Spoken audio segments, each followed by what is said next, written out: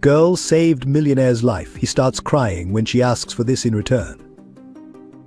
The morning sun cast long shadows across Brooklyn Bridge as Elliot Grayson, CEO of Grayson Enterprises, maintained his usual running pace.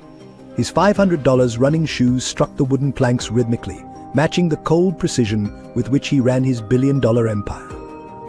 Skyscrapers loomed in the distance, monuments to his success, yet silent witnesses to his solitude. The first twinge in his chest felt like a mild discomfort. Elliot ignored it, just as he'd ignored his sister Rebecca's calls for the past 3 years. The pain returned sharper, causing him to stumble. Still, he persisted, his breathing becoming more labored with each step. Halfway across the bridge, the pain exploded like a vice gripping his heart. His legs buckled beneath him, and he collapsed against the pedestrian railing. People streamed past him in both directions, tourists taking selfies, commuters with headphones firmly in place, cyclists focused on their cadence. None of them noticed the millionaire gasping for breath on the ground. A young couple walked by, lost in conversation and laughter. A mother hurried past, guiding her children while checking her phone. The mighty East River flowed beneath him, its waters catching the golden light of the setting sun, the same sun that had streamed through his office windows that morning when he'd fired a single father for a minor accounting error. Through his dimming vision, Elliot watched the crowd flow around him like a river around a stone, each person sealed within their own private bubble. The irony wasn't lost on him. He who had spent years building walls between himself and others now desperately needed someone to notice him. His phone remained in his apartment, his wealth meaningless on these wooden planks. Just as his consciousness began to fade, a gentle touch on his sleeve brought him back to awareness. A small girl with bright eyes and pigtails knelt beside him, her face full of genuine concern. "Mister, are you okay?" Her voice was clear and kind, cutting through the fog of his pain. "I'm Lila," she said firmly, as if introducing herself might help him feel better. Through his haze of pain, Elliot watched as the girl's expression changed from worry to determination. She jumped to her feet, her pigtails bouncing with the movement, and ran to the edge of the bridge's walkway. "Help," she called out, her young voice carrying surprisingly far. "Please, somebody help. This man is sick." As darkness crept into the edges of his vision, Elliot saw something in Lila's desperate attempts to save him, a pure, unconditional kindness he hadn't encountered in years. It was the last thing he registered before consciousness slipped away, a child's unwavering compassion contrasting sharply with the cold, impersonal world he had helped create. The moment would later mark the beginning of a transformation that would shake the foundations of his carefully constructed world, though he couldn't have known it then, lying helpless on Brooklyn Bridge, saved by the one thing his money couldn't buy: genuine human connection. If this story touched your heart, and you'd like to experience more meaningful narratives that celebrate human connection and transformation, please consider subscribing to our channel. Together, we can share stories that remind us of the power of compassion and the true value of human relationships. Sunlight streamed through floor-to-ceiling windows of Elliot Grayson's penthouse, casting long shadows across imported marble floors. The city sprawled below like a distant kingdom. But up here in his fortress of glass and steel, the 45-year-old CEO moved through his morning routine in perfect solitude. Every surface gleamed with an almost clinical perfection, not a throw pillow out of place, not a speck of dust on any surface, just like his life, controlled, ordered, and utterly empty.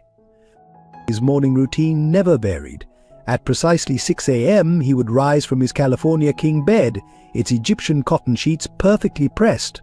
The master bathroom, larger than most Manhattan apartments, echoed with his solitary footsteps as he prepared for another day of building his empire. His reflection in the massive mirror showed a man who had everything and nothing all at once: steel-gray eyes that hadn't softened with laughter in years, salt and pepper hair meticulously groomed, and a jawline set with determination that had become permanent. By 7 a.m., Elliot would be reviewing market reports while his personal chef, Maria, silently placed his breakfast: egg white omelette, whole grain toast, organic green juice on the custom-made dining table meant for 12, but never used for more than one. He hadn't hosted a dinner party in 3 years, not since Catherine walked out, calling him impossible to reach, like trying to hug a wall. The penthouse itself told the story of a life dedicated to acquisition rather than connection. Award-winning art pieces adorned the walls, selected not for personal appreciation but for their investment value. The kitchen, with its state-of-the-art appliances, remained largely unused except for Maria's brief morning appearances. The media room, equipped with the latest technology, gathered dust. The guest rooms, perfectly furnished, had never welcomed actual guests. At exactly 7:30 a.m., Elliot would step into his private elevator, his Italian leather shoes clicking against the marble floor. The ride down to his waiting car was silent, just as he preferred it. His driver, James, knew better than to attempt conversation during the 15-minute drive to Grayson Enterprises headquarters. The morning news played softly in the background, a mere murmur of world events that Elliot processed only in terms of market impact. The entire 50th floor of Grayson Tower belonged to him, a testament to his success and a monument to his isolation. His corner office offered panoramic views of the city he'd helped shape through countless mergers, acquisitions, and strategic eliminations of competition. The walls displayed magazine covers celebrating his business acumen, Business Leader of the Year, 40 Under 40, the man with the Midas touch, but there were no family photos, no personal mementos, nothing to suggest the office belonged to a human being rather than a corporate machine. His assistant, Mark Davis, had learned to anticipate his needs without unnecessary interaction. Reports would appear on his desk precisely when needed. Meetings would be scheduled with military precision. Calls would be screened with ruthless efficiency. The only unexpected elements in Elliot's carefully orchestrated life were the quarterly board meetings where he had to endure direct human interaction for extended periods. At day's end, Elliot would return to his penthouse, often working well into the night. The city lights twinkled below like distant stars, a reminder of the world of ordinary people living ordinary lives, a world he had long since left behind. His phone would occasionally buzz with messages from his sister Rebecca, each one ignored like the others before it. The last family photo he'd allowed himself to keep lay face down in his bedside drawer, a snapshot of happier times before the car accident that took his parents and set him on this path of relentless ambition and emotional isolation.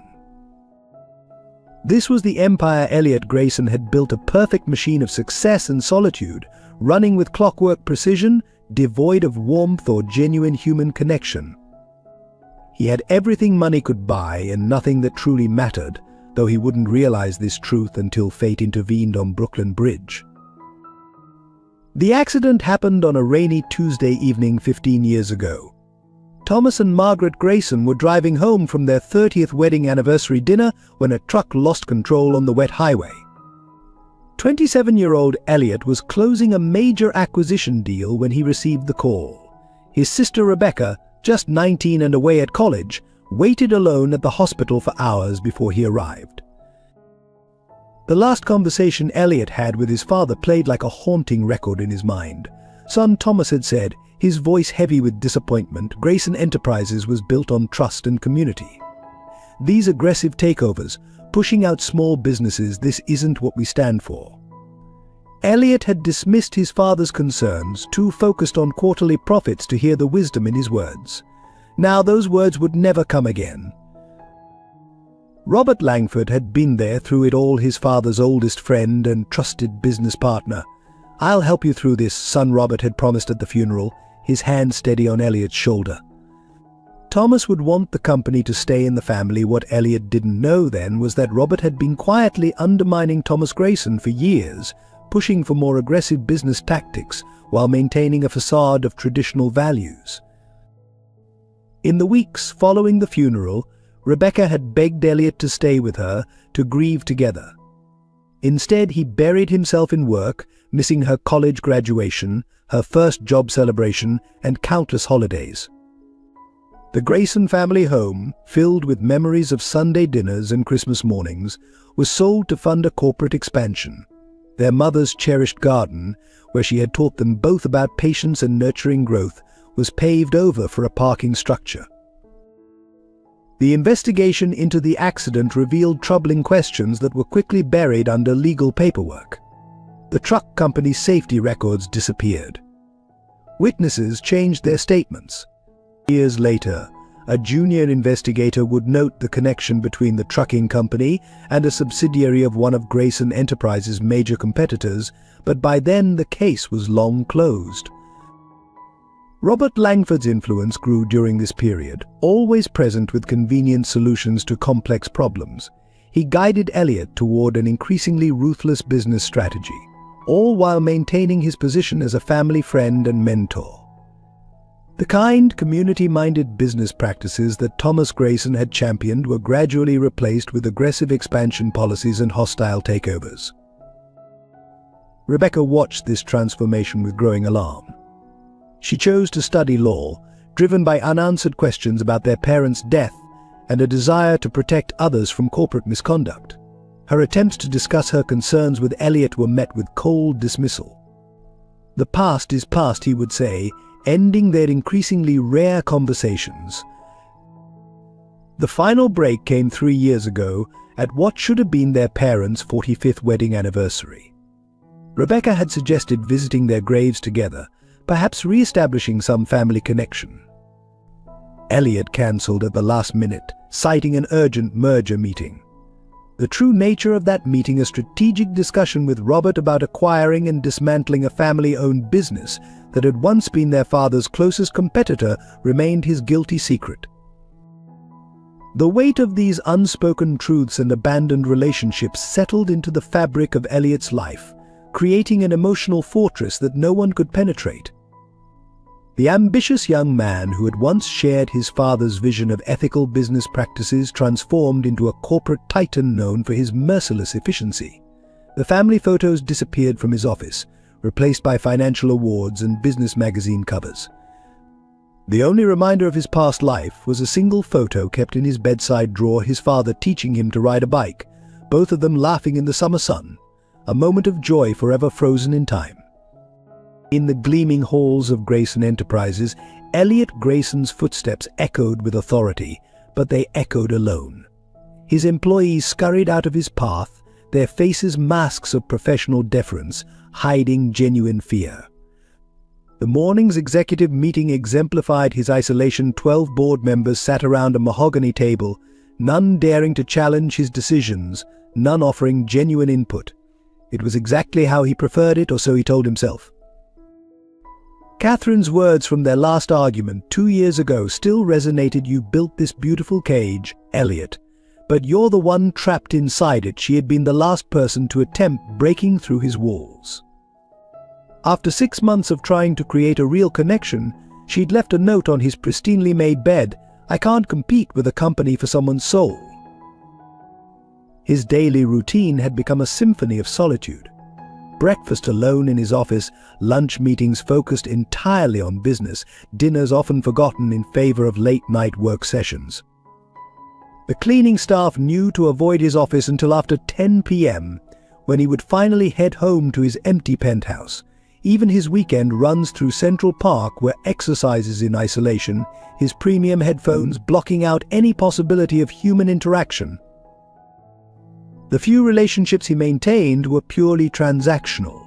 His personal trainer, his tailor, his driver all paid handsomely to provide services without personal engagement. His executive assistant, Mark Davis, had perfected the art of anticipating needs without initiating conversation. The only person who still attempted genuine interaction was Daniel Hartman, his last remaining friend from college, whose weekly calls went consistently unanswered. At charity galas and business functions, Elliot moved through crowds like a ghost in an expensive suit. He made the required appearances, shook the necessary hands, but remained untouched by the genuine connections happening around him. Young executives sharing family photos, board members discussing weekend plans with colleagues, these moments of human warmth slid off him like rain on glass. His reputation in the business world was legendary: the Ice King of Wall Street, the solitary sultan, Manhattan's merciless. These nicknames, meant to be cutting, became badges of pride. Each successful acquisition, each defeated competitor, each shuttered family business added to his mythology while subtracting from his humanity. The walls of his office displayed his journey into isolation. The oldest photo showed a younger Elliot accepting his first business award, surrounded by smiling colleagues. In subsequent photos, the group grew smaller, the smiles more forced.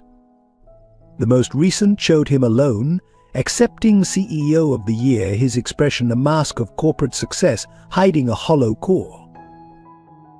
Even his charitable giving was devoid of personal connection. Donations were made through layers of corporate structure, impact measured in tax benefits rather than lives changed. When Susan Miller, a bright-eyed junior executive, proposed a community outreach program, his response was characteristic. "This company isn't a charity, Miss Miller. We're here to make money, not friends." At night, in his pristine penthouse, the city lights twinkled below like stars he couldn't reach. Sometimes in these quiet moments, memories would surface: Sunday dinners with his parents, teaching Rebecca to ride a bike, college adventures with Daniel. But these glimpses of a warmer past were quickly suppressed, filed away like unsuccessful business ventures. His phone would occasionally buzz with messages from Rebecca. "Mom's birthday today. Found Dad's old baseball glove. Remember?" When each notification was a pinprick to his carefully constructed armor, each ignored message another brick in his wall of solitude. The man who could close billion-dollar deals couldn't face a simple dinner with his sister. This was Elliot Grayson at 45, wealthy beyond measure, powerful beyond question, and alone beyond rescue. Or so it seemed, until fate and a little girl named Lila conspired to shatter his carefully constructed world of isolation. The steady beep of medical equipment slowly filtered into Elliot's consciousness. The stark, white ceiling of Mount Sinai Hospital's VIP suite came into focus as his eyes adjusted to the harsh fluorescent lighting.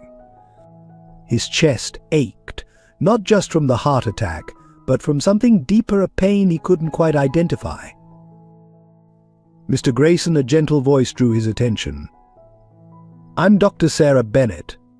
You've had a significant cardiac event, but you're stable now." She paused, studying his face with professional concern. "You're very fortunate. If it wasn't for a little girl's quick action, things could have been much worse." Lila. The name floated back to him through the haze of medication. Small hands, worried eyes, a voice calling for help when everyone else walked past. The girl, he managed to say, his throat dry. "Is she?"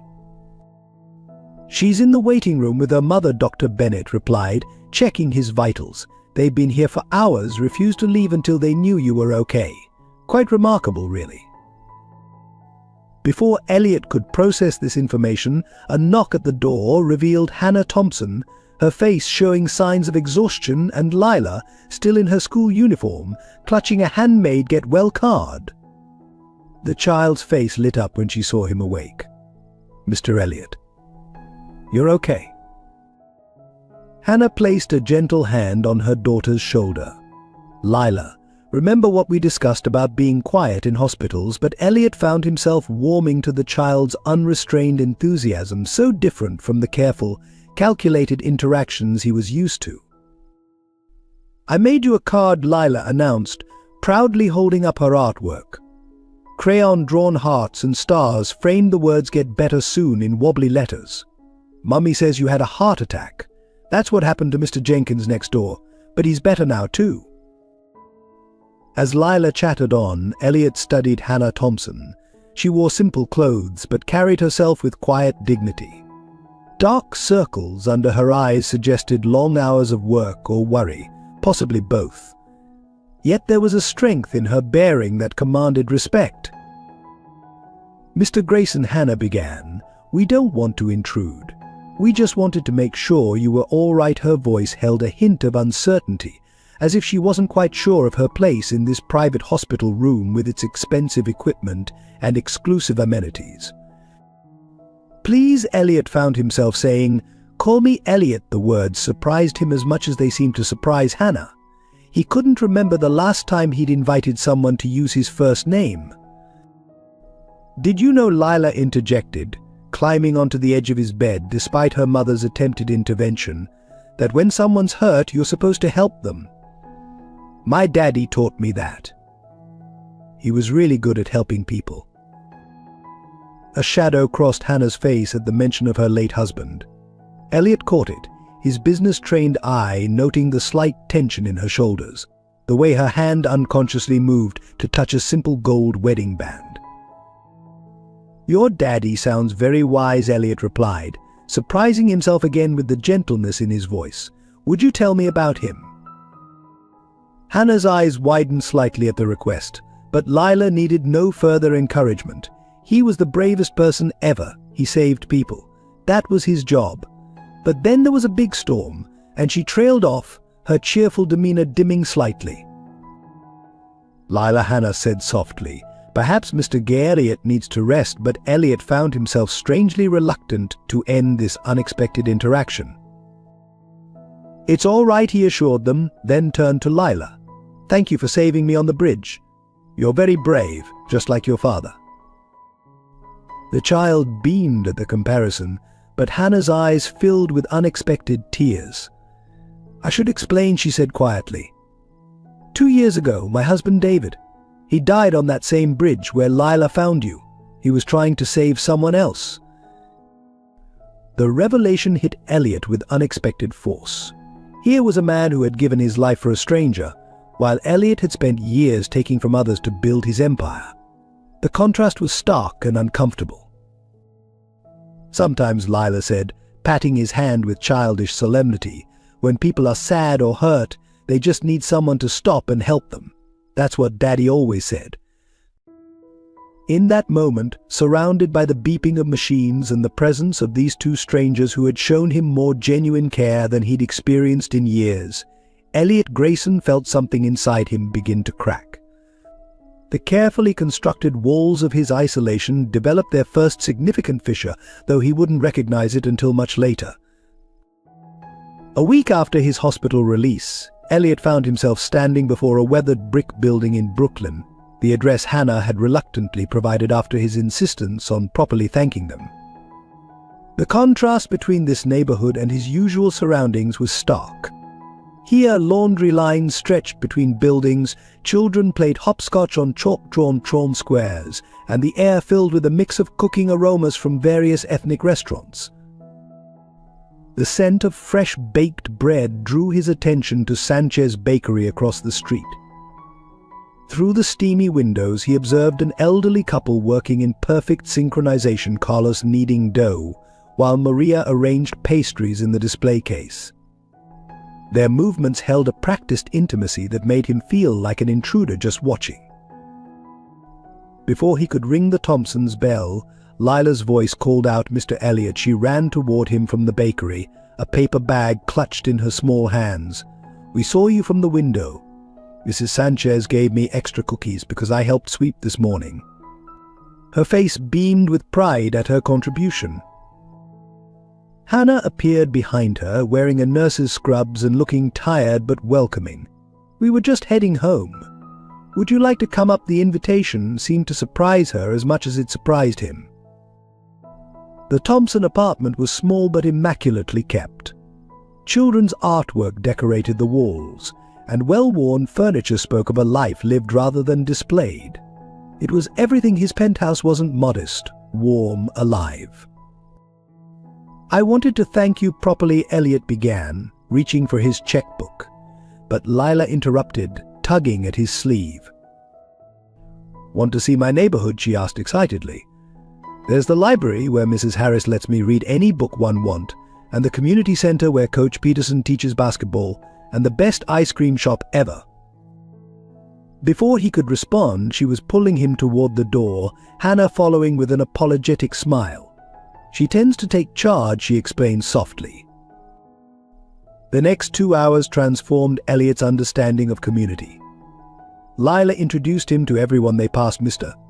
Chen at the grocery store, counting out food stamps for an elderly customer, Sarah Miller, teaching free art classes in the park, James Rodriguez, fixing his father's auto repair shop sign.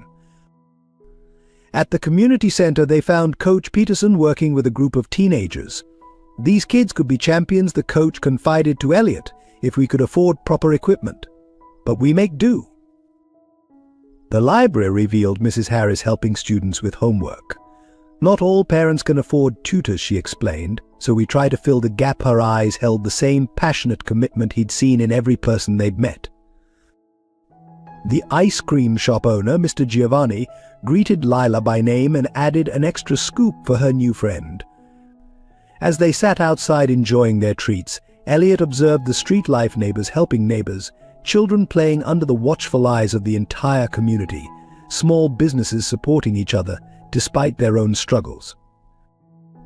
Mr. Martinez's restaurant gives free meals to kids who can't afford lunch, Lila explained, ice cream dripping down her cone. And when Mrs. Chen was sick, everyone took turns helping at her store. Hannah watched her daughter's enthusiastic tour guiding with quiet pride. "It's not much compared to what you're used to," she said softly. "But there's real wealth here, just not the kind you can put in a bank." The statement struck Elliot deeply. He thought of his empty penthouse, his silent meals, his relationships measured in market value. Here, surrounded by peeling paint and worn sidewalks, he witnessed a richness he'd forgotten existed. Their tour ended back at Sanchez Bakery, where Maria insisted they take home fresh bread. "No charge for friends," she declared firmly, despite Elliot's attempt to pay. The word friends echoed in his mind. When was the last time someone had used that term without wanting something from him? As they prepared to part ways, Lila made an unexpected request. "Could you come visit again?" she asked, her eyes hopeful. "There's so much more to show you." Hannah began to apologize for her daughter's forwardness, but Elliot surprised himself by saying, "I'd like that the words were genuine, something rare in his carefully scripted life." Walking back to his waiting car, Elliot passed Mr. Chen closing his grocery store, watched Mrs. Miller gathering her art supplies from the park, and nodded to Coach Peterson locking up the community center. Each person called out a goodbye to him, not as a CEO or a millionaire, but simply as Lila's friend. For the first time in years, he felt a stirring of something long forgotten, a sense of connection, of belonging to something larger than profit margins and market shares. The neighborhood's apparent poverty masked a wealth his billions couldn't buy: genuine human connections, mutual support, shared joy and sorrow. In his pocket, the check he'd intended to give Hannah remained unwritten. Something told him she would have refused it anyway, and somehow that made him respect her even more. Back in his penthouse that evening, Elliot found himself unable to focus on work. The quarterly reports on his desk, usually absorbing enough to keep him working until midnight, seemed suddenly hollow.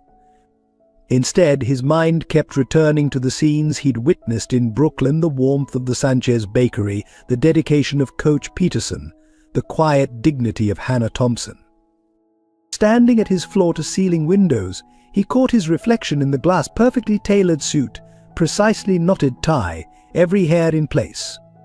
Behind him, the penthouse stretched out in its pristine emptiness.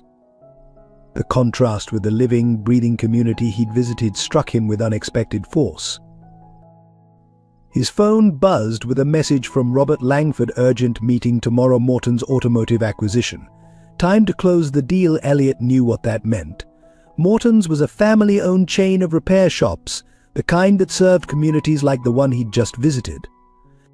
The acquisition would mean consolidation, job losses, another neighborhood's heart ripped out in the name of profit. He opened his laptop to review the acquisition details, but instead found himself searching for David Thompson. The news articles from 2 years ago told the story: local hero dies saving teen on Brooklyn Bridge. The photo showed a man with Lila's eyes and warm smile, described by neighbors as someone who always put others first. The teenager he saved had been attempting suicide after his family lost their business to a corporate takeover. The irony wasn't lost on Elliot. How many David Thompsons had his business decisions affected? How many communities had he disrupted with his mergers and acquisitions? His father's words echoed in his memory: Grayson Enterprises was built on trust and community. A text from Hannah appeared. Lila wanted to say goodnight. She hopes you enjoyed the tour. Attached was a photo of Lila holding up another drawing, this one showing stick figures of herself, her mother, and him walking through her neighborhood. Elliot found himself opening his rarely used personal email, clicking on years of ignored messages from Rebecca, photos of family events he'd missed, invitations he'd declined, attempts at connection he'd dismissed. One recent message caught his eye, found Dad's old business journal. Remember how he knew every employee's name? How he visited every store personally? Miss those days. Miss you. The internal conflict intensified as he prepared for bed. His usual efficiency felt mechanical now, tainted by awareness. The Egyptian cotton sheets seemed unnecessarily luxurious, the silence of his bedroom oppressive rather than peaceful. He thought of Hannah, working long hours as a nurse while raising Lila alone, yet still finding time to help neighbors and show kindness to strangers. Sleep proved elusive. At 3 a.m. he found himself in his home office, pulling up old company records. In the early days, under his father's leadership, Grayson Enterprises had been different. Employee welfare programs, community investment initiatives, profit-sharing schemes all gradually dismantled during Elliot's tenure in favor of aggressive expansion. His father's old business motto, carved into the cornerstone of their first store, haunted him. Success is measured by lives improved, not just profits gained. When had he lost sight of that principle? When had the pursuit of wealth become more important than the impact on real people? Dawn found him still awake, watching the city come to life below. Street vendors set up their carts, early commuters hurried to subway stations, delivery trucks made their rounds. He'd always viewed this morning dance from above, separate and superior. Now he wondered about the stories behind each person, the communities they belonged to, the lives his decisions affected. His phone buzzed again, Robert, reminding him about the Morton's acquisition meeting. The familiar surge of business adrenaline felt different now, tainted by new awareness. He thought of Mr. Rodriguez at the auto repair shop, teaching neighborhood kids basic mechanics after school. How many similar stories would the Morton's acquisition end? Getting dressed for work, Elliot caught himself straightening his tie with practiced precision and stopped mid-motion. When had he become this automaton, this creature of pure business instinct without human connection? The face in the mirror looked suddenly foreign. Successful, certainly, but at what cost? The final blow to his composure came in the elevator. The morning news played on the small screen. Local community center faces closure. The camera panned across a familiar basketball court where he'd watched Coach Peterson working with teenagers just yesterday. The reporter mentioned budget cuts and rising rents, the kind of market pressures his own business practices often created. As his driver held open the car door, Elliot realized he stood at a crossroads. Continue as before, adding to his wealth while diminishing the world's warmth, or what? The alternative path remained unclear, but for the first time in years he felt the stirring of something like conscience. The sleek car glided toward Grayson Enterprises, where Robert and the board awaited his decision on Morton's automotive. For the first time in his career, Elliot Grayson was uncertain about a business decision, and even more surprisingly, he wasn't sure that was a bad thing. Robert Langford sat in his dimly lit office, meticulously altering financial reports with practiced precision. The soft glow of his computer screen illuminated his satisfied smirk as he shifted decimal points and adjusted figures, creating a narrative of mounting losses under Elliot's leadership. 20 years of waiting, of playing the loyal friend and mentor, were about to pay off. Mr. Langford, his secretary's voice crackled through the intercom. The private investigator is here. Leonard Brooks entered, a weathered man carrying a thick manila envelope. You'll find these interesting, he said, spreading photographs across Robert's mahogany desk. The images told a story. Elliot visiting the Brooklyn neighborhood, sitting in a modest bakery, walking with Hannah and Lila Thompson. Excellent, Robert murmured, selecting a particularly damaging photo of Elliot dressed casually, looking decidedly CEO-like while pushing Lila on a park swing. Our board members will be very concerned about his emotional stability. The investigation into Elliot's activities had been thorough. Brooks had documented every visit to the Thompson apartment, every interaction with local business owners, every moment that showed Elliot straying from his corporate persona. There's more, Brooks added, producing another set of photos. He's been meeting with his sister Rebecca. She's a corporate lawyer now, specializing in ethics and accountability. Robert's jaw tightened. Rebecca had always been too perceptive, too questioning. Like her father. Keep watching them, he ordered. I want to know every move, every conversation, every potential threat to our plan. Alone again, Robert opened his wall safe and removed a worn leather folder. Inside lay documents from 15 years ago, the real accident report from the night Thomas and Margaret Grayson died, complete with evidence of tampered brake lines and a payoff to the truck driver. Thomas had been close to discovering Robert's embezzlement scheme. Too close. Now Robert carefully constructed his masterpiece of deception. He doctored board meeting minutes, created false email trails, and fabricated evidence of Elliot's supposed mismanagement. The story was perfect: a once brilliant CEO suffering an emotional breakdown, making irrational decisions, betraying shareholder interests. Susan Miller, the bright-eyed junior executive, proved an unwitting ally. Her proposal for community outreach programs, rejected by Elliot months ago, became evidence of his erratic behavior when he suddenly showed interest in similar initiatives. Robert took pleasure in watching her confusion as he subtly manipulated her perspective. Notice how distracted he's been lately, Robert mentioned casually to board member Thomas Reed, missing crucial meetings, spending time in Brooklyn of all places. It's concerning he planted similar seeds of doubt throughout the company, watching them grow into full-blown concerns. The media strategy was equally calculated. Strategic leaks to financial journalists suggested investigations into Grayson Enterprises' stability. Rumors of board displeasure circulated in business circles.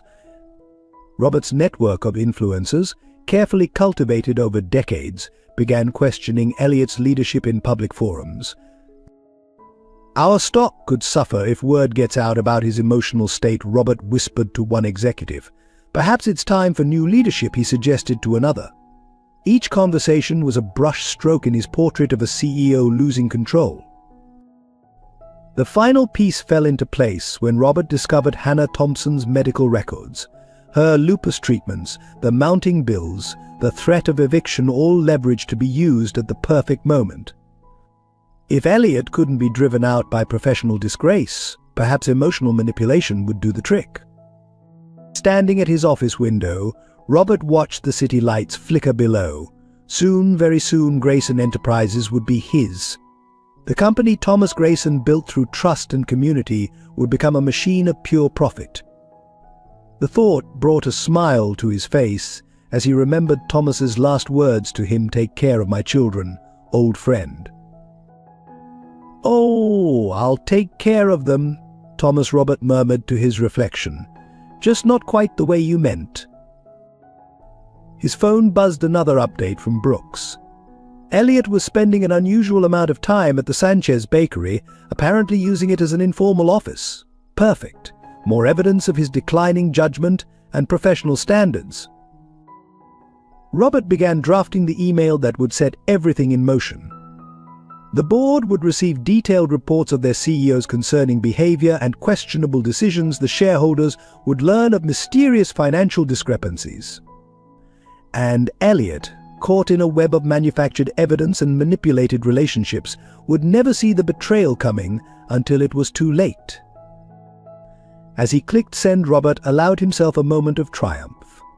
Everything was falling into place, and Elliot Grayson, too preoccupied with his newfound conscience, had no idea what was coming. The fluorescent lights of Mount Sinai Hospital cast harsh shadows as Elliot burst through the emergency room doors. Lila sat alone in the waiting room, her small frame curled into a large chair, still wearing her school uniform. But when she saw him, her face crumpled with relief and fear. "Mr. Elliot," she cried, running to him. Mommy fell down at work. She wouldn't wake up. Her voice trembled as she clutched his hand. "The other nurses called the ambulance. They wouldn't let me go with her." Elliot lifted her into his arms, feeling her small body shake with suppressed sobs. His usual corporate armor cracked completely at the sight of her distress. "Your mom is strong," Lila, he assured her, though his own heart raced with concern. "The doctors will take good care of her." Dr. Sarah Bennett, who had treated Elliot during his heart attack, approached them with a grave expression. "Mr. Grayson," she began, then paused, looking at Lila. Understanding the need for discretion, Elliot asked Rebecca, who had arrived moments after him, to take Lila to the cafeteria for hot chocolate. Once they were alone, Dr. Bennett explained Hannah's condition. Her lupus has progressed significantly. She's been skipping her own medications to pay for basic necessities. The doctor's voice held controlled anger. The stress of working double shifts, caring for Lila alone, and managing her condition. Her body simply couldn't take it anymore. Elliot's mind raced through recent memories: Hannah's increasing pallor, the slight tremor in her hands he'd noticed but hadn't questioned, the extra shifts she'd mentioned taking on. How had he, with all his wealth and resources, not seen her struggling? "She needs immediate treatment," Dr. Bennett continued. "But her insurance is limited, and the medications are expensive." Without proper care, she left the sentence unfinished, but its meaning hung heavy in the air. Through the ICU window, Elliot watched Hannah's unconscious form, surrounded by beeping monitors and IV lines. She looked small and vulnerable, so different from the strong, dignified woman who had refused his help weeks before. A nurse adjusted her oxygen mask, checking vitals with practiced efficiency. Lila returned with Rebecca, clutching a paper cup of hot chocolate. "Can I see Mummy?" she asked in a small voice.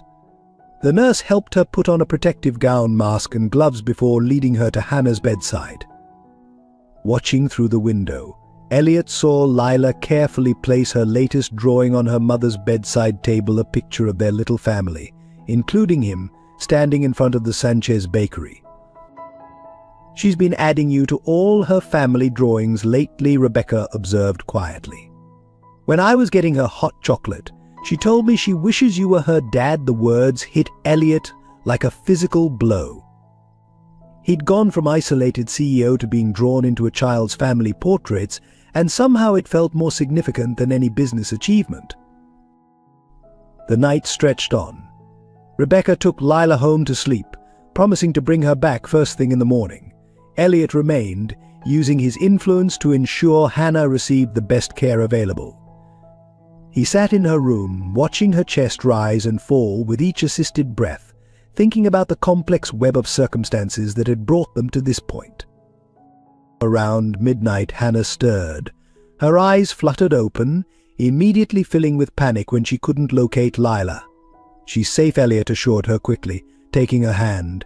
"Rebecca took her home to rest. She'll be back in the morning." Hannah tried to speak, but her voice was weak. The rent she managed. "Bills due." "Don't worry about any of that," Elliot said firmly. "Focus on getting better. Lila needs you." He paused, surprising himself with the depth of emotion in his voice. "I need you to get better too." Tears slipped from Hannah's eyes as she squeezed his hand weakly. "I'm sorry," she whispered. "I didn't want anyone to know how bad things were. Didn't want to be a burden." The woman who had shown him the meaning of community, who had helped him rediscover his humanity, had been silently struggling all along. The irony struck him deeply. He had been learning about connection and compassion from someone who desperately needed both, but was too proud to ask. As Hannah drifted back to sleep, Elliot made silent promises. He would ensure she received the best medical care available. He would make sure Lila was cared for during her recovery. He would protect this small family that had somehow become essential to his world. His phone buzzed with messages from Robert about urgent business matters, but for the first time in his career, Elliot ignored them completely. Instead, he sat in the uncomfortable hospital chair, holding Hannah's hand, watching over her sleep, and realizing that some things were far more important than corporate empires. Dawn found him still there, changed irrevocably by the night's events, understanding finally that wealth meant nothing without the people you cared about to share it with? The bell above the Sanchez bakery door chimed as Elliot entered, the familiar aroma of fresh bread enveloping him. Maria and Carlos looked up from their work, their expressions concerned. Word of Hannah's hospitalization had spread quickly through the tight-knit neighborhood. "How is she?" Maria asked, already packing a bag with Hannah's favorite pastries. Behind her, Carlos wiped flour from his hands, his usually cheerful face serious. The small bakery had become an unofficial community center in the days since Hannah's collapse. "Stable but weak," Elliot replied, settling into what had become his regular seat near the window. The medical bills. He paused, noticing the worried glances exchanged between the couple. "They're taken care of, but there's more we need to discuss." Over the next hour, local business owners filtered in. Coach Peterson arrived from the community center, followed by Mrs. Harris from the library. Mr. Chen closed his grocery store early to attend. The small space filled with people who had become surprisingly important to Elliot over the past weeks. "Our neighborhood is dying," Mr. Chen stated bluntly once everyone had gathered. "Rents keep rising, big corporations buying everything." Now Hannah, he shook his head, the weight of collective struggles evident in his gesture. Elliot stood, feeling the eyes of the community on him. For once, his expensive suit felt out of place. "I've been reviewing the situation," he began. "The property management company that's raising your rents, Sterling Properties, they're actually a subsidiary of a larger corporation." Mrs. Harris leaned forward. "Grayson Enterprises?" she asked quietly, connecting the dots. The room fell silent as everyone processed this revelation. "Yes," Elliot admitted, "but that's going to change. I'm proposing we form a small business coalition. Together, we can negotiate better terms, share resources, create a support network." His voice grew stronger as he outlined his vision. "We start here in this neighborhood, but it could spread throughout Brooklyn." Coach Peterson stood up. "With all due respect, Mr. Grayson, we've seen corporate promises before. They usually end with more empty storefronts." "Fair point," Elliot acknowledged. "That's why I'm not asking you to trust Grayson Enterprises. I'm asking you to trust me not as a CEO, but as someone who's learned more about true value from this community in a few weeks than I learned in 20 years of business." Maria Sanchez stepped forward, her voice firm. "I trust him. I've watched him with Lila, seen how he sits with Hannah. He's not the same man who first walked into my bakery." One by one, the business owners shared their thoughts. Mr. Chen spoke about the time Elliot helped his daughter with her college applications. Mrs. Harris recalled how he'd spent hours helping reorganize the library's funding reports. Coach Peterson mentioned the new basketball equipment that had mysteriously appeared at the community center. "We need to act fast," Elliot continued, spreading out documents on a flour-dusted table. "First, we establish the coalition legally. Then we negotiate as a unified front. No more divide-and-conquer tactics from property managers." The meeting stretched into the evening. Plans were made, committees formed, responsibilities divided. The energy in the room transformed from despair to determination. Even Carlos's day-old pastries tasted like hope. As the meeting concluded, Sarah Miller, who had been quietly observing, approached Elliot. "The board won't like this," she warned. "Helping small businesses organize against corporate interests? Robert Langford will see it as a betrayal." "Let him," Elliot replied, watching the community members leave. Their spirits lifted for the first time in months. Some things are worth more than board approval. Later that night, visiting Hannah in the hospital, Elliot shared the day's developments. Though weak, her eyes sparkled with interest. "You're really doing this?" she asked. "Taking on your own company?" "Not taking on," he corrected, adjusting her blanket with unexpected tenderness. "Transforming. Making it what it should have been all along, what my father intended it to be." Lila, curled up in a chair nearby, looked up from her drawing. "Mr. Elliot is going to help everybody," she announced confidently. "Just like Daddy used to." The comparison touched something deep in Elliot's heart. David Thompson had died saving one life. Perhaps his legacy could live on in saving an entire community. His phone buzzed Robert Langford, demanding an explanation for his absence from board meetings. Elliot silenced it without reading the message. In the hospital room's quiet, watching Hannah drift off to sleep, while Lila drew another family picture, he knew he'd chosen the right path. Outside, the Brooklyn streets hummed with renewed energy. The Small Business Coalition's first meeting had planted seeds of hope. In shops and stores throughout the neighborhood, people spoke in whispers about the corporate CEO who was choosing community over profit. The transformation was beginning, not just of a neighborhood, but of a man's soul. And somewhere, Elliot felt certain his father was smiling.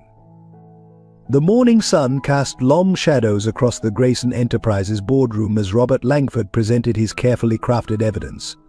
As you can see, he announced to the assembled board members, gesturing to the financial projections displayed on the screen, "Under Elliot's recent leadership, our stock value has dropped significantly." Thomas Reed, the longest-serving board member, adjusted his glasses with concern. The charts and graphs painted a damning picture: losses mounting, investor confidence falling, questionable decisions piling up. What they couldn't see were the careful manipulations behind each figure, the subtle alterations that transformed success into failure. Furthermore, Robert continued, clicking to the next slide, Mr. Grayson's recent behavior has become increasingly erratic. He's been spotted in Brooklyn, consorting with small business owners, missing crucial meetings. He paused, letting the implications sink in. The stress of his recent health scare seems to have affected his judgment. Susan Miller sat quietly in the corner, her laptop open to the real financial records she'd been secretly gathering. Her hands trembled slightly as she typed, documenting every discrepancy in Robert's presentation. The risk was enormous: her career, her daughter's college fund, everything she'd worked for hung in the balance. Meanwhile, in the modest office above Sanchez Bakery, Elliot and Rebecca pored over documents spread across a flour-dusted table. "Look at these transaction dates," Rebecca pointed out, her legal training evident in her methodical approach. "They don't match the official records. Someone's been manipulating the books for years." Mark Davis entered, carrying more files. "You need to see this," he said, laying out a series of photographs. "These were taken the night of your parents' accident. They were buried in the company archives." The images showed the damaged truck, skid marks that didn't match the official report, and something more disturbing: Robert Langford at the scene hours before he officially arrived. Elliot's hands clenched into fists as the pieces began falling into place. "He was there," he whispered.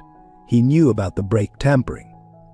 All these years, Rebecca placed a steadying hand on his shoulder, her own eyes bright with unshed tears. The investigation expanded rapidly.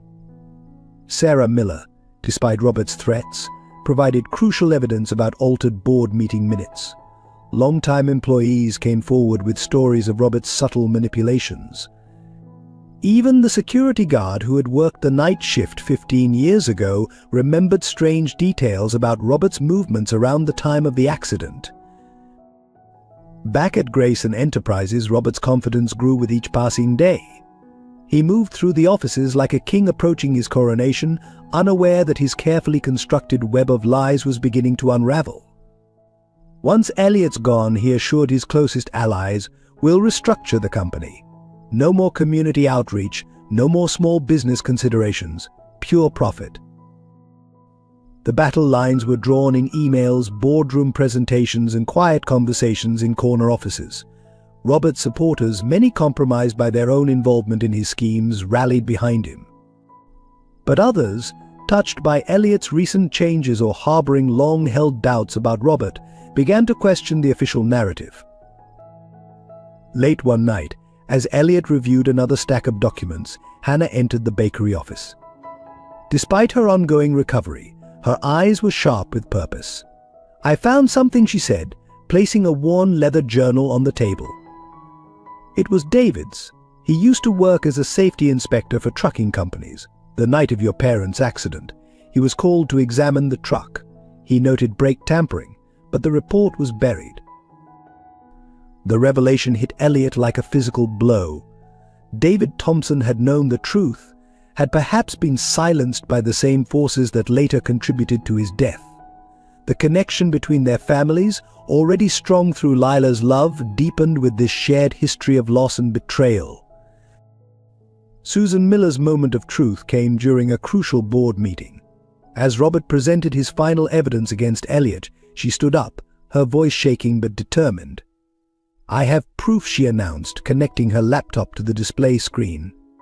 Proof of systematic fraud, document alteration, and she paused, gathering courage, evidence linking Mr. Langford to the death of Thomas and Margaret Grayson. The boardroom erupted in chaos.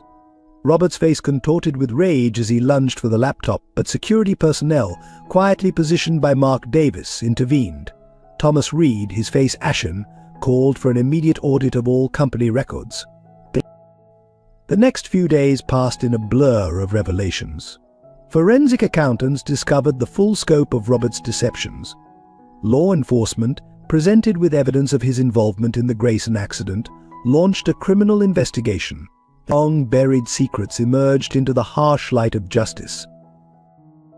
Through it all, Elliot found strength in unexpected places, in Lila's unwavering faith, in Hannah's quiet support, in the solidarity of the Brooklyn community he'd grown to love.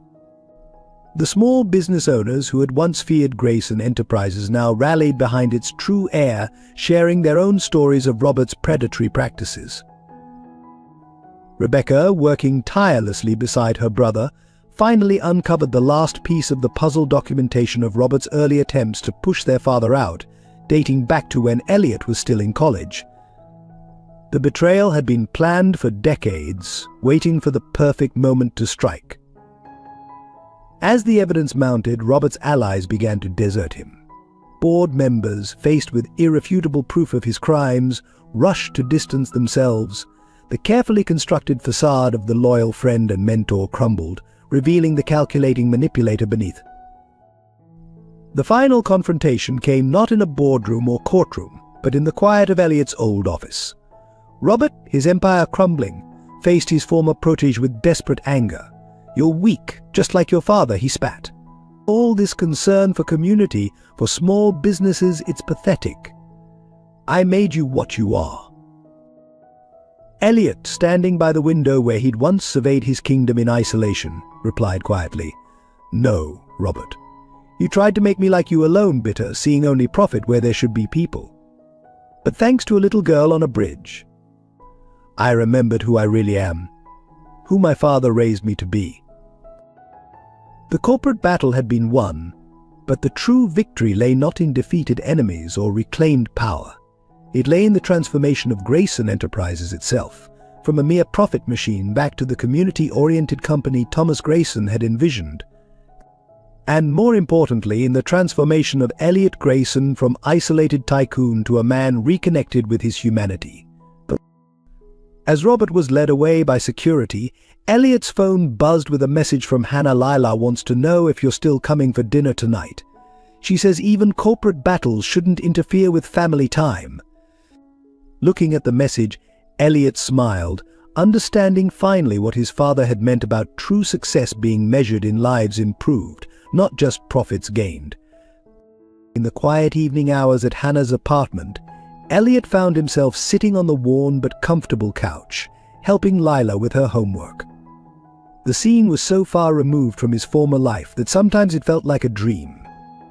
Hannah, steadily recovering her strength, watched them from the kitchen where she was preparing a simple dinner. "Mr. Elliot," Lila asked, looking up from her math problems, "why do you look sad when you see my daddy's picture?" The question caught him off guard.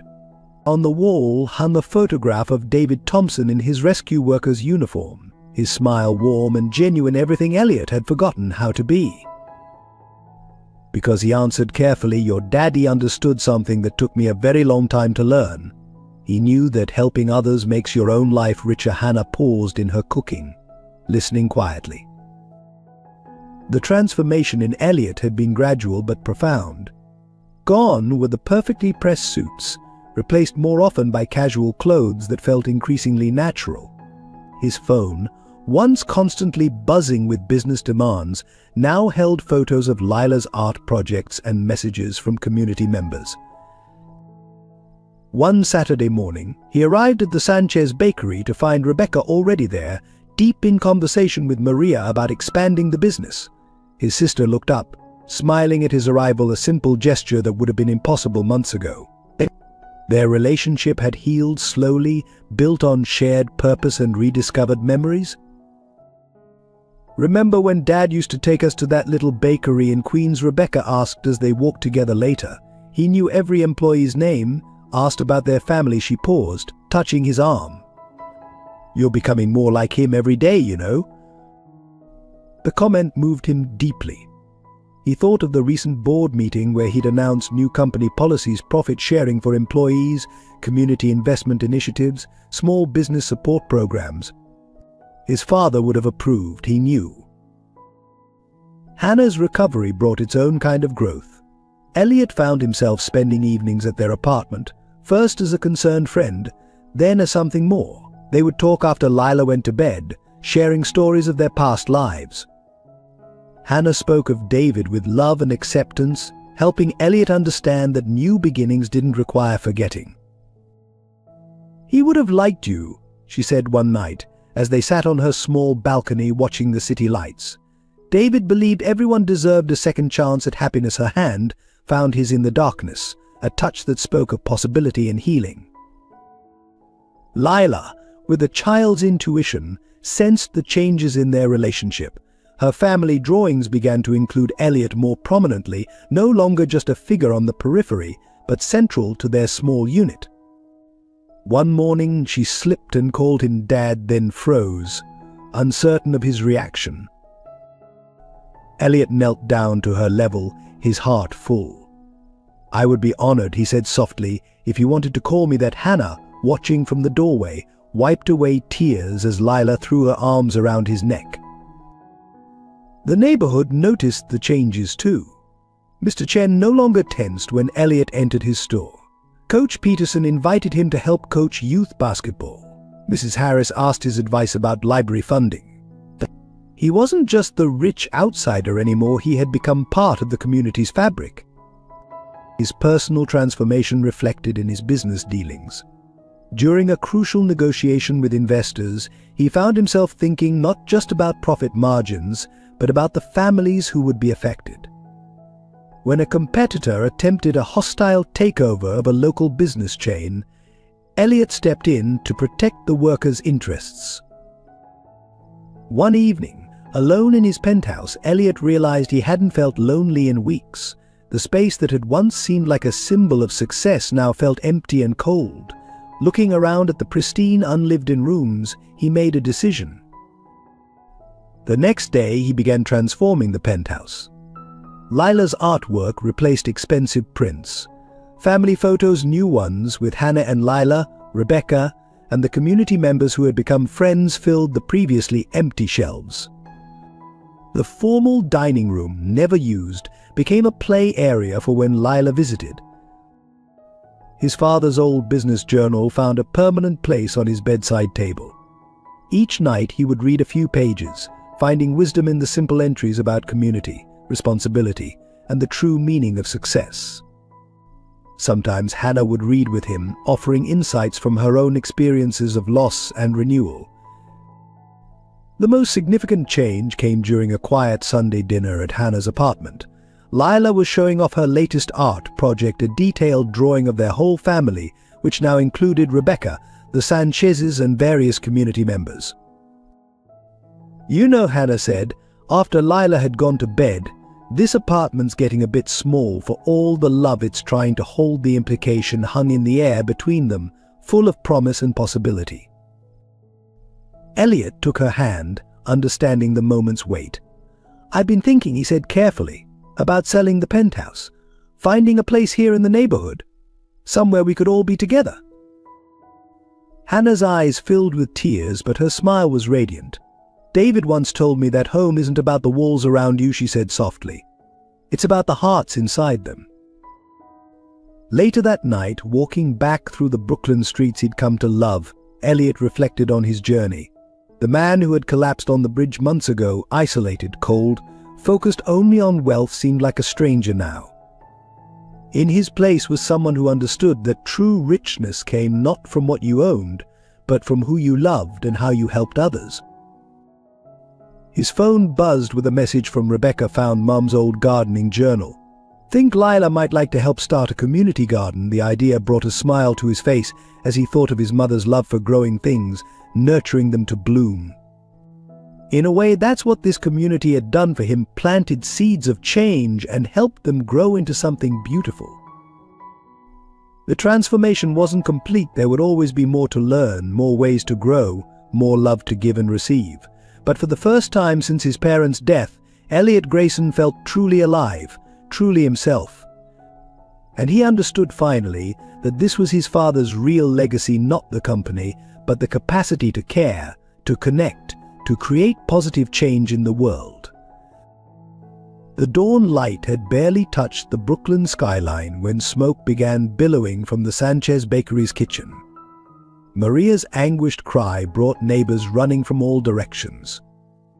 Carlos stood in the street, soot-stained and devastated, watching as firefighters battled the blaze that threatened to destroy their life's work. It wasn't an accident, Fire Inspector Williams stated grimly, pointing out signs of tampering with the electrical system.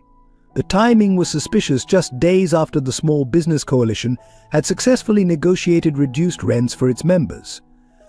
The message was clear: resistance had consequences. Elliot arrived to find the community already mobilizing. Mr. Chen had opened his grocery store as a temporary gathering space. Coach Peterson organized volunteers to clean up debris.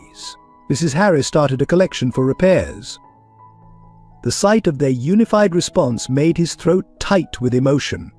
But we can't let them win, Maria declared, her voice strong despite the tears in her eyes.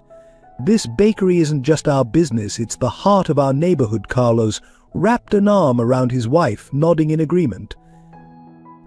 The challenges mounted quickly. Other coalition members reported mysterious inspections, finding code violations that hadn't existed the week before. Mr. Rodriguez's auto repair shop lost its insurance coverage without explanation. The library's grant funding was suddenly under review. At an emergency coalition meeting in the community center, tension filled the air. Maybe we should back down, Mr. Chen suggested reluctantly. They're too powerful. Look what happened to the bakery. Elliot stood, addressing the worried faces before him. This is exactly how they win, he said firmly. They count on fear dividing us, but together we're stronger than their intimidation tactics. Hannah, still recovering but determined to attend, spoke up from her seat. When David died, she said quietly, this community carried us through. They brought food, watched Lila, covered my shifts at the hospital. That's what community means, standing together when things are hardest. The coalition didn't just survive, it grew stronger. When inspectors arrived at Mr. Chen's grocery store, they found 20 community members inside, casually shopping while documenting every interaction on their phones. The library's grant review mysteriously resolved after Rebecca filed legal inquiries into the process. The Sanchez Bakery became a symbol of resistance. Community members took shifts helping with repairs. Local contractors offered services at cost. Children, led by Lila, organized a bake sale to raise funds. Even Elliot's corporate connections proved useful, as legitimate suppliers offered better terms to support the rebuilding. But the opposition adapted. Anonymous letters appeared, suggesting that Elliot's interest in the neighborhood was just another corporate takeover strategy. Some residents, remembering past betrayals by big business, began to doubt his intentions. The whispers reached Hannah. They're saying you'll leave once you get what you want, she admitted one evening, voicing the fear she'd been holding back, that this is all some elaborate business strategy. Elliot took her hand, remembering the man he'd been before, the one who might have done exactly that. I'm not that person anymore, he said softly. This community, you Lila, you've shown me what really matters. I'm home. The turning point came unexpectedly. During a community dinner in the partially repaired bakery, Robert's hired thugs attempted to intimidate coalition members. They hadn't counted on Mrs. Peterson's grandson live-streaming the entire incident or on the community's unified response. Instead of scattering in fear, the residents locked arms, forming a human chain around the bakery. Elderly Mr. Ramirez started singing "We Shall Overcome," his wavering voice joined by others, until the street filled with song. The thugs retreated, confronted by something they couldn't: intimidate the power of united community. The video went viral. News outlets picked up the story of small businesses fighting corporate bullying. Other neighborhoods reached out, wanting to form their own coalitions. What started as a local struggle became a movement. Through it all, the community's spirit remained unbroken. When Mr. Rodriguez's shop lost power mysteriously, neighbors ran extension cords from their homes. When the library's computers were vandalized, a tech company owned by a former resident donated new ones. The Sanchez Bakery reopened stronger than ever, its walls now decorated with photos of the community members who helped rebuild it. The first batch of bread was shared among those who had stood together through the crisis, a communion of sorts that celebrated their collective strength. Late one evening, as Elliot helped Carlos close up the bakery, the older man shared his wisdom. "You know what they don't understand," he said, gesturing to the street outside. "They think breaking things will break our spirit, but each attack makes us stronger, closer." Looking out at the neighborhood he'd grown to love, Elliot understood. The pristine corporate world he'd once inhabited seemed sterile compared to this vibrant community where people fought for each other, supported each other, celebrated and mourned together. A child's drawing hung prominently near the bakery's counter, Lila's artwork showing the entire neighborhood holding hands around their beloved shops. Below it she'd written in careful letters, "My family." Looking at it, Elliot realized that all the wealth he'd accumulated in his previous life couldn't match the richness of belonging to this community. The challenges weren't over. Corporate interests would continue their pressure, find new ways to threaten and divide. But something fundamental had changed. The neighborhood had rediscovered its collective strength, and Elliot had found his true purpose. That night, walking home with Hannah and Lila, passing neighbors who called out greetings by name, Elliot felt a deep sense of peace. The community's struggles had revealed its character, just as his own challenges had revealed his. Together they would face whatever came next, stronger for having faced these trials united. The stars emerged above Brooklyn's rooftops, witnessing a neighborhood changed not by defeat, but by the discovery of its own power. In the warmth of these bonds, forged stronger by adversity, Elliot finally understood what his father had meant about true success. It wasn't measured in dollars, but in the strength of the connections between people who chose to stand together no matter what came their way. The morning air filled with screams as flames engulfed the newly renovated Sanchez Bakery. This time the fire was more devastating than the first, spreading rapidly through the historic building. Maria collapsed in Carlos's arms as their life's work burned before their eyes. But this was just the beginning of a day that would test the community's resilience to its breaking point. Across town, Hannah Thompson's condition suddenly deteriorated during her morning shift at the hospital. The stress of recent events had triggered a severe lupus flare. As colleagues rushed her to emergency care, her phone buzzed repeatedly with unanswered calls from Lila's school. Lila never arrived for her afternoon classes. The school's security footage showed her being led away by a well-dressed woman claiming to be her aunt. The kidnapper's face was hidden from cameras, but her expensive suit and corporate demeanor suggested a connection to Robert's world. Elliot received all three pieces of news within minutes of each other. Standing in his office at Grayson Enterprises, he watched his world threatening to implode. A fourth message arrived: Robert Langford requesting an immediate meeting to discuss terms. The police established a command center at the community center, but their questions seemed designed to cast doubt rather than find answers. MS. Thompson's medical bills. Mr. Grayson's sudden interest in her daughter. The insurance policy on the bakery. It all seems rather convenient. One detective suggested. Rebecca arrived at the hospital to find Hannah barely conscious, her body fighting against itself. The doctors spoke in urgent whispers about organ failure and the need for experimental treatments that her insurance wouldn't cover. Through her delirium, Hannah kept asking for Lila. The community mobilized with devastating efficiency. Coach Peterson organized search parties. Mrs. Harris coordinated with her network of librarians across the city. Mr. Chen's grocery store became an impromptu communications hub, its walls covered with maps and possible sightings. Elliot received a text message, a photo of Lila, tearful but unharmed, holding today's newspaper. The message was simple: your choice, the girl or the company. A second message provided an account number for transferring controlling shares of Grayson Enterprises. The bakery fire spread to adjacent buildings, threatening to destroy the entire block.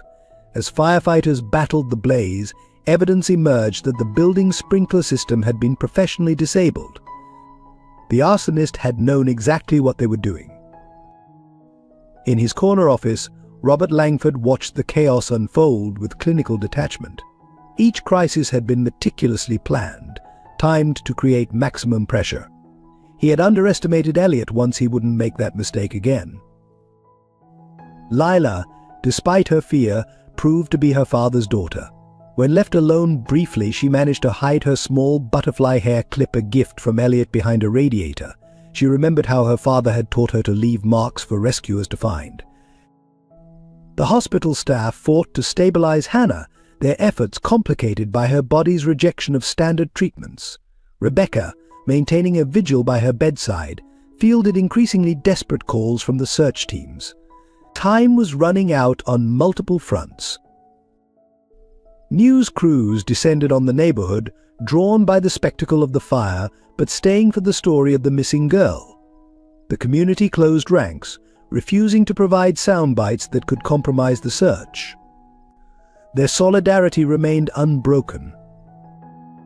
Elliot stood at his office window, watching smoke rise from the direction of the bakery. His phone showed the bank transfer screen, cursor blinking over the confirm button. Everything he'd built, everything his father had built, balanced against one little girl's life. The kidnapper's professionalism suggested private security training, likely ex-military. The police seemed suspiciously slow to follow obvious leads. Robert's influence clearly reached deeper into city institutions than anyone had suspected. Maria and Carlos refused to leave the scene of the fire, watching their dreams turn to ash. But even in their devastation, they coordinated with other business owners, sharing security footage, comparing timelines. The pattern of professional sabotage became clear. At the hospital, Hannah briefly regained consciousness. "Find her," she whispered to Elliot, her faith in him unshaken despite everything. "Bring our daughter home," the word echoed in his heart as she slipped back into unconsciousness. The community's children, led by Lila's classmates, organized their own search network. They knew the neighborhood's hidden places, the shortcuts, the secret passages, the overlooked spaces where an adult might hide a scared little girl.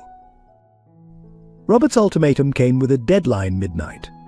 The company or the child. The simple binary choice represented everything wrong with his worldview, the belief that everyone had a price. In the gathering darkness, the search parties regrouped at the community center. Exhausted but determined, they refused to give up. This wasn't just about finding one child anymore, it was about standing against the corruption that threatened their entire community. Lila's butterfly clip proved to be the breakthrough. A sharp-eyed volunteer spotted it during a systematic search of abandoned buildings near the financial district. The discovery narrowed the search area significantly, but time was running out. The bakery fire finally came under control, leaving behind a skeletal structure that seemed to mock the community's recent victories. But even as the embers cooled, neighbors were already planning the rebuilding, refusing to be broken. As the midnight deadline approached, Elliot faced the most crucial decision of his life. The company represented his father's legacy, his life's work, his redemption. But Lila represented something even more precious, the future: hope, love, unconditional and pure. In his darkest moment, Elliot remembered David Thompson's sacrifice on Brooklyn Bridge. Sometimes the most valuable things couldn't be measured in dollars or shares. Sometimes true worth lay in the courage to risk everything for what really mattered. The boardroom of Grayson Enterprises hummed with tension as Elliot burst through the doors, Rebecca and Mark Davis flanking him. Robert Langford stood at the head of the table, his presentation on the latest financial discrepancies interrupted mid-sentence. The gathered board members shifted uncomfortably, sensing the approaching storm. "It ends now," Robert Elliott's voice cut through the air like steel. He nodded to Mark, who began distributing thick folders to each board member. "Inside, you'll find evidence of systematic fraud spanning 2 decades. But more importantly, you'll find proof of Robert's involvement in my parents' death." Robert's composed facade cracked slightly. "This is absurd," he scoffed, but his hand trembled as he reached for the documents. "Mr. Grayson is clearly suffering another emotional breakdown. First the heart attack, now these paranoid delusions." "Tell them about the brake lines," Rebecca interrupted, her voice steady despite her emotions. "Tell them how you arranged the accident when Dad started questioning your creative accounting. Or shall I play the confession from the truck driver you paid off?" The boardroom erupted in murmurs as security footage played on the screen. Robert at the accident scene hours before he claimed to arrive, speaking with a man who would later be identified as the truck driver. Thomas Reed, the senior board member, removed his glasses in shock. "You were like a son to him," Elliot continued, his voice thick with controlled rage. "He trusted you to protect his family, his company, his legacy, and you betrayed him for profit." Robert's laugh was hollow. "Protect his legacy?" Thomas was weak, just like you've become. All this nonsense about community responsibility and ethical business practices. I made this company what it is. I turned it into a real power. Susan Miller stood up, her hands shaking but her voice firm. "I have the original financial records," she announced. "Every alteration, every manipulated report, every falsified transaction. I've been tracking them for months." Robert's face contorted with fury. "You stupid girl," he snarled. "I warned you what would happen if you crossed me. Your daughter's college fund, your mother's medical care." "That's enough," Thomas Reed's voice cracked like a whip. "Security, please escort Mr. Langford to my office. And contact the authorities." But Robert wasn't finished. "You want to talk about betrayal, Elliot? Tell them about the girl. Tell them how you're willing to sacrifice this company, your father's life's work, for some street urchin who reminds you of your guilty conscience." Elliot stepped closer, his voice low and dangerous. "Lila Thompson is worth more than every dollar in this company's accounts. She showed me what my father tried to teach me, that true wealth isn't measured in profit margins. It's measured in lives touched, in communities strengthened, in people helped." The elevator doors dinged and Hannah Thompson entered, supported by Maria Sanchez. Though pale from her hospital stay, her presence commanded attention. "Tell them about David's report, Robert," she said quietly. "The one he filed about the brake tampering. The one that got him reassigned to bridge inspection, where you made sure he'd find trouble." The color drained from Robert's face. Behind Hannah, police officers appeared, led by Detective Sarah Martinez. "Robert Langford," she announced, "you're under arrest for the murders of Thomas and Margaret Grayson, conspiracy in the death of David Thompson, and multiple counts of financial fraud." As the officers approached, Robert made one last desperate play. "The girl dies at midnight if I don't make that call," he threatened. "Is your precious conscience worth her life, Elliot?" Elliot smiled, and for the first time Robert showed real fear. "You mean the call to the safe house on West 23rd Street? The one where Lila left us a trail to follow? She's already safe, Robert. Coach Peterson and his team got her out an hour ago." The fight seemed to drain from Robert as the handcuffs clicked around his wrists. The man who had manipulated and murdered his way to power for decades finally faced justice, brought down by the very community he had dismissed as worthless. Thomas Reed stood, addressing the board. "I move for an immediate vote to reinstate Elliot Grayson as CEO and to implement his proposed community investment initiatives in full." The vote was unanimous. As Robert was led away, Elliot turned to the board. "My father built this company on a simple principle that business should serve community, not prey upon it. Today we return to that vision." Hannah approached him, tears in her eyes. "Lila's asking for you," she said softly. "She wants to show you the drawing she made while she was waiting to be rescued. It's of our whole family, including you." The boardroom, usually a place of cold corporate decisions, filled with something new: hope, purpose, the possibility of redemption. Elliot looked at the faces around him: Rebecca, his sister and partner in justice Susan Miller, who risked everything for truth; Mark Davis, loyal through every challenge; and Hannah, who showed him the meaning of real strength. "The meeting is adjourned," he announced. "I have a date with my family at a certain bakery that needs rebuilding." As they left the corporate tower together, the sun broke through the clouds over Brooklyn. The community waited to celebrate not just Lila's rescue or Robert's arrest, but the triumph of something larger: the power of human connection over corporate greed, of love over fear, of community over isolation. The Grayson Enterprises logo still crowned the building, but its meaning had transformed.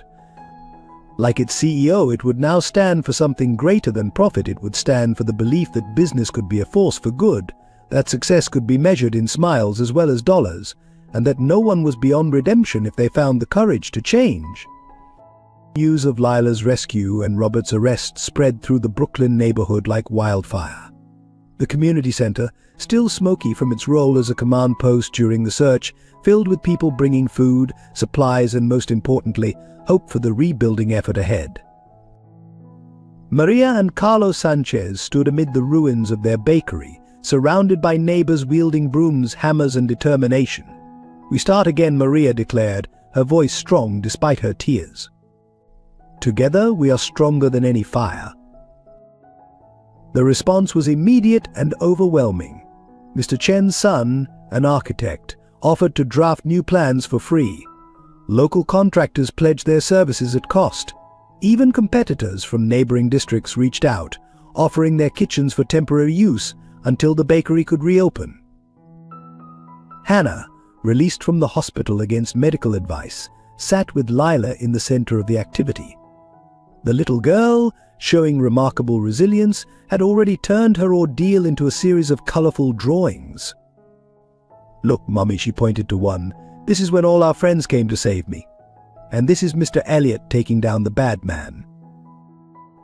The media descended on the neighborhood, hungry for the story of corporate corruption and community triumph.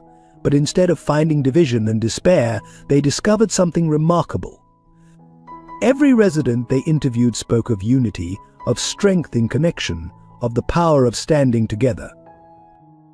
Coach Peterson organized the youth basketball team into a cleanup crew. Mrs. Harris coordinated a book drive to replace the library's damaged collection. The grocery store became a donation center, its aisles filled with supplies for affected families. The transformation of Grayson Enterprises made national headlines. Corporate giant returns to community roots. Interviews with employees revealed changes already taking place. Profit-sharing programs reinstated. Community investment initiatives launched. Small business support programs expanded. But the real story played out in smaller moments.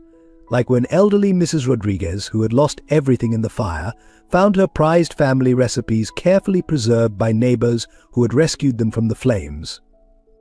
Or when local children presented Lila with a handmade crown, declaring her their brave princess. Elliot arrived at the community center to find Rebecca already there, sleeves rolled up, helping organize relief efforts.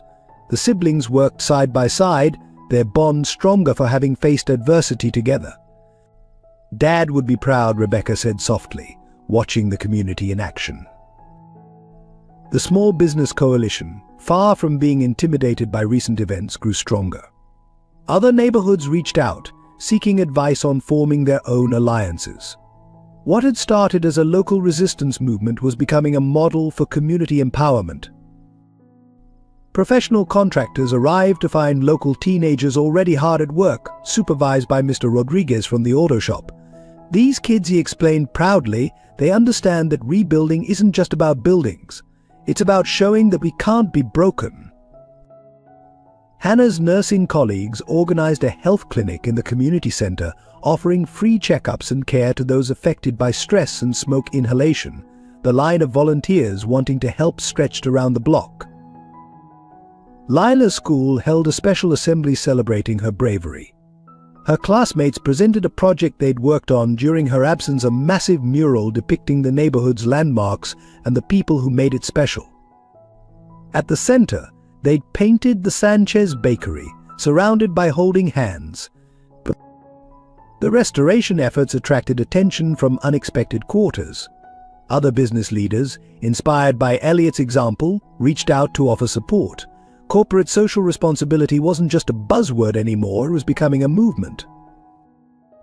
As evening fell, the community gathered in the park for a candlelight vigil. Not to mourn what was lost, but to celebrate what remained unbreakable: their bonds, their spirit, their determination to build something better from the ashes of adversity. Elliot stood with Hannah and Lila, watching the sea of flickering lights. Around them, voices raised in psalm, old hymns of hope and resistance, new anthems of unity and strength. The simple beauty of the moment brought tears to his eyes. Maria Sanchez took the makeshift stage, her voice trembling but clear. "Today we lost a building," she said, "but we found something more precious. We found that we are not just neighbors, we are family, and family rebuilds together." The announcement of the bakery's rebuilding fund drew gasps of surprise. Anonymous donations had poured in from across the city, matched dollar for dollar by Grayson Enterprises. But more touching were the small contributions: children's allowances, seniors' pension dollars, countless small acts of generosity adding up to something extraordinary. As the gathering continued, plans emerged for not just rebuilding but improving. The new bakery would include a community kitchen for teaching classes. The damaged buildings would be restored with green technology. The neighborhood would emerge stronger, more resilient, more united than ever. Lila fell asleep in Elliot's arms, exhausted but peaceful. Hannah leaned against him, their fingers intertwined. Around them, the community they'd helped forge continued its work of restoration and renewal. The stars emerged above Brooklyn, witnessing a neighborhood transformed not by crisis, but by the response to it. In the face of destruction, they had chosen to create. Against division, they had proven the power of unity.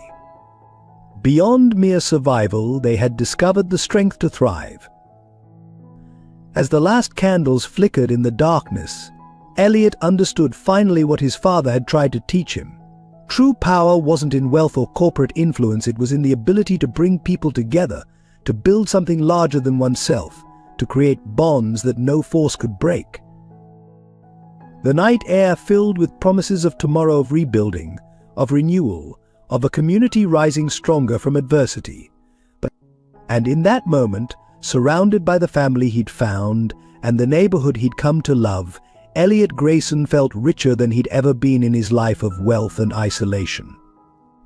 The morning headline hit like a physical blow: Grayson Enterprises CEO under investigation, fraud and embezzlement allegations emerge. Robert's carefully orchestrated media campaign had struck with devastating precision, flooding news outlets with doctored evidence and carefully crafted lies.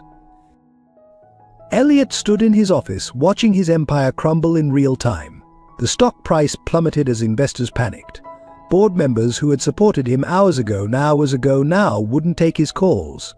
Security guards who had greeted him warmly every morning for years now avoided eye contact, treating him like a criminal. The accusations were comprehensive and devastating. Years of financial records had been manipulated to suggest systematic fraud. his recent involvement with the Brooklyn community was painted as a complex money laundering scheme. Even his relationship with Hannah and Lila was twisted into something sinister, a calculated move to gain sympathy and deflect suspicion. Mark Davis appeared in his doorway, face ashen. "They're freezing all your accounts," he reported quietly, "personal and corporate. The board has called an emergency meeting." There he hesitated. "They're voting on immediate removal." The speed of the fall was breathtaking.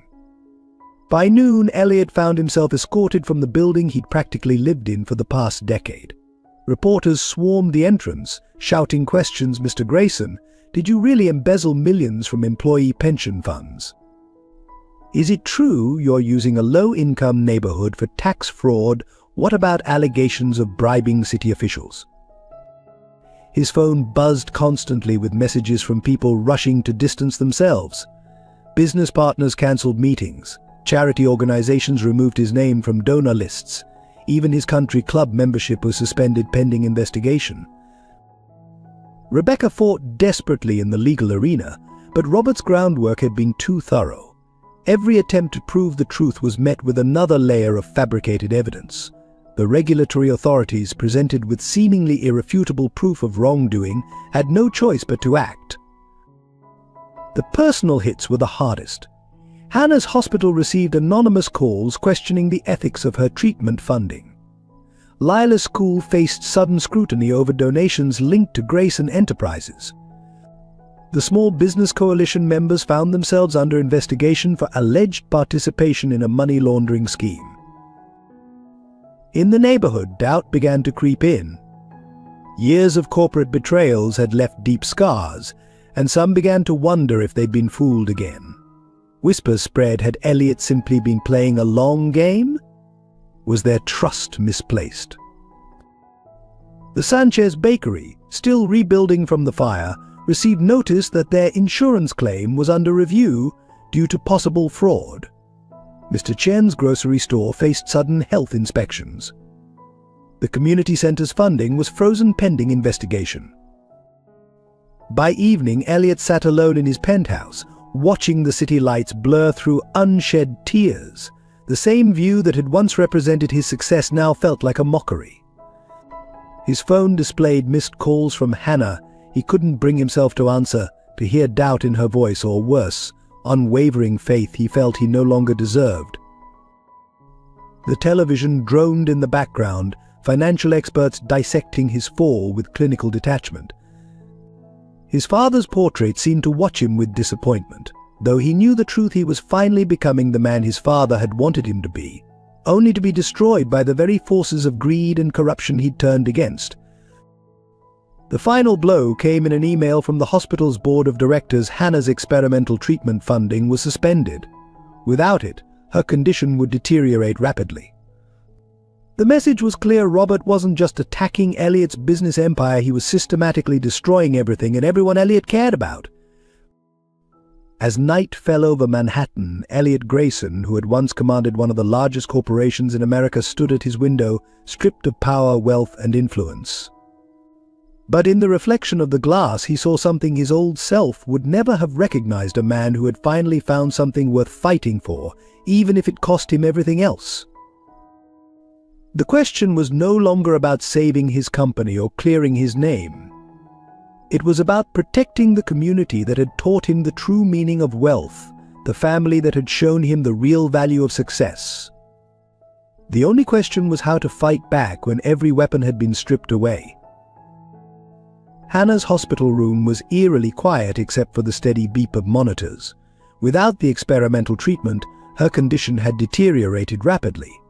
The lupus was attacking her organs, and traditional medications weren't enough to stop it.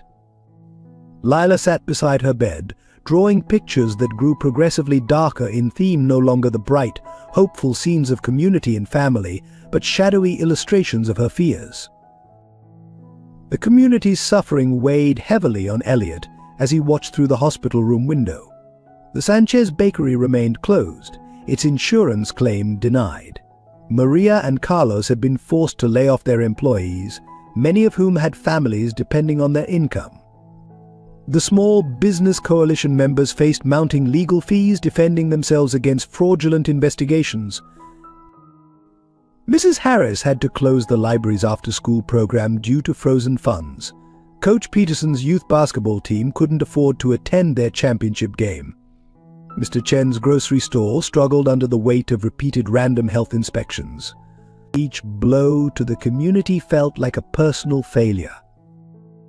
Lila's school life had become a nightmare. Other parents, fearful of the allegations surrounding Elliot, had instructed their children to avoid her. She sat alone at lunch, no longer the bright, confident child who had once saved a stranger on a bridge. Her teachers reported she had stopped participating in class, withdrawing into herself. Rebecca worked tirelessly on the legal defense, but the strain showed in her face. She'd been served with a Bar Association complaint, threatening her license over alleged ethical violations. Her own marriage was suffering under the pressure, her husband struggling to understand her unwavering loyalty to a brother she'd once been estranged from. Mark Davis, who had stood by Elliot through everything, faced criminal charges for alleged complicity in the fraud. His wife had taken their children to stay with relatives, afraid of being associated with the scandal. Yet he continued to work from his apartment, gathering evidence, refusing to abandon hope. The worst moment came when Hannah, in a brief period of lucidity, tried to reassure Elliot. "We still believe in you," she whispered, her voice weak but determined. No matter what they say, the fact that she was comforting him while fighting for her life broke something inside him. Lila crawled into his lap during one hospital visit, her small body trembling with suppressed tears. "The kids at school say you're a bad man," she confided. "But I told them you're like my daddy, you help people. I told them, but they won't listen." Her faith, unwavering despite everything, was both a blessing and a torture. The neighborhood that had once welcomed him now bore visible scars of his involvement. Graffiti appeared on walls Grayson agreed, and Trust No Suits windows that had once displayed Small Business Coalition signs now stood empty. The sense of community he'd helped rebuild was fracturing under the weight of suspicion and fear. At night, alone in his increasingly sparse apartment he'd been selling possessions to help fund the legal defense, Elliot was haunted by his father's words about responsibility and community. He had finally understood those lessons, only to watch helplessly as everything he tried to protect was systematically destroyed. Susan Miller, who had risked everything to help expose Robert's corruption, had been fired and blacklisted in the financial industry. Her daughter's college acceptance was rescinded after anonymous calls questioned the legitimacy of her application. The personal cost of loyalty was proving devastatingly high for everyone who stood by him. The community center, once vibrant with activity, stood quiet and half-empty. The children's laughter that had filled its halls was replaced by whispered conversations about betrayal and loss. The spirit that had defied corporate bullying seemed to be finally breaking under the weight of calculated character assassination. Every day brought new casualties in Robert's campaign of destruction, and every night Elliot watched Hannah's condition worsen, knowing that his failure to protect his newfound family and community might cost him everything that had given his life real meaning. The cemetery gates creaked in the pre-dawn darkness as Elliot made his way to his parents' grave. For the first time in 15 years, he knelt before the marble headstone, tears flowing freely down his face. The morning dew soaked through his worn suit pants. He'd sold his designer wardrobe to help fund Hannah's treatments. "I understand now, Dad," he whispered, touching the cold stone. "Everything you tried to teach me about business and community, I finally got it right," and now his voice broke. "Now everything's falling apart. I don't know how to fight this." The weight of recent events crushed down on him. Hannah's deteriorating condition, Lila's growing fear, the community's suffering, each thought was a fresh wound. The morning newspaper lay crumpled beside him, its headlines screaming about new allegations of criminal conspiracy. In his pocket, his phone buzzed with another text from Robert, ready to surrender yet. Every day you resist costs someone else their livelihood. The message was accompanied by a photo of Maria Sanchez packing up her baking equipment, defeat evident in her stooped shoulders. The sound of footsteps made him straighten, hastily wiping his eyes. But it was only the cemetery groundskeeper, old Mr. Patterson, who had known his father.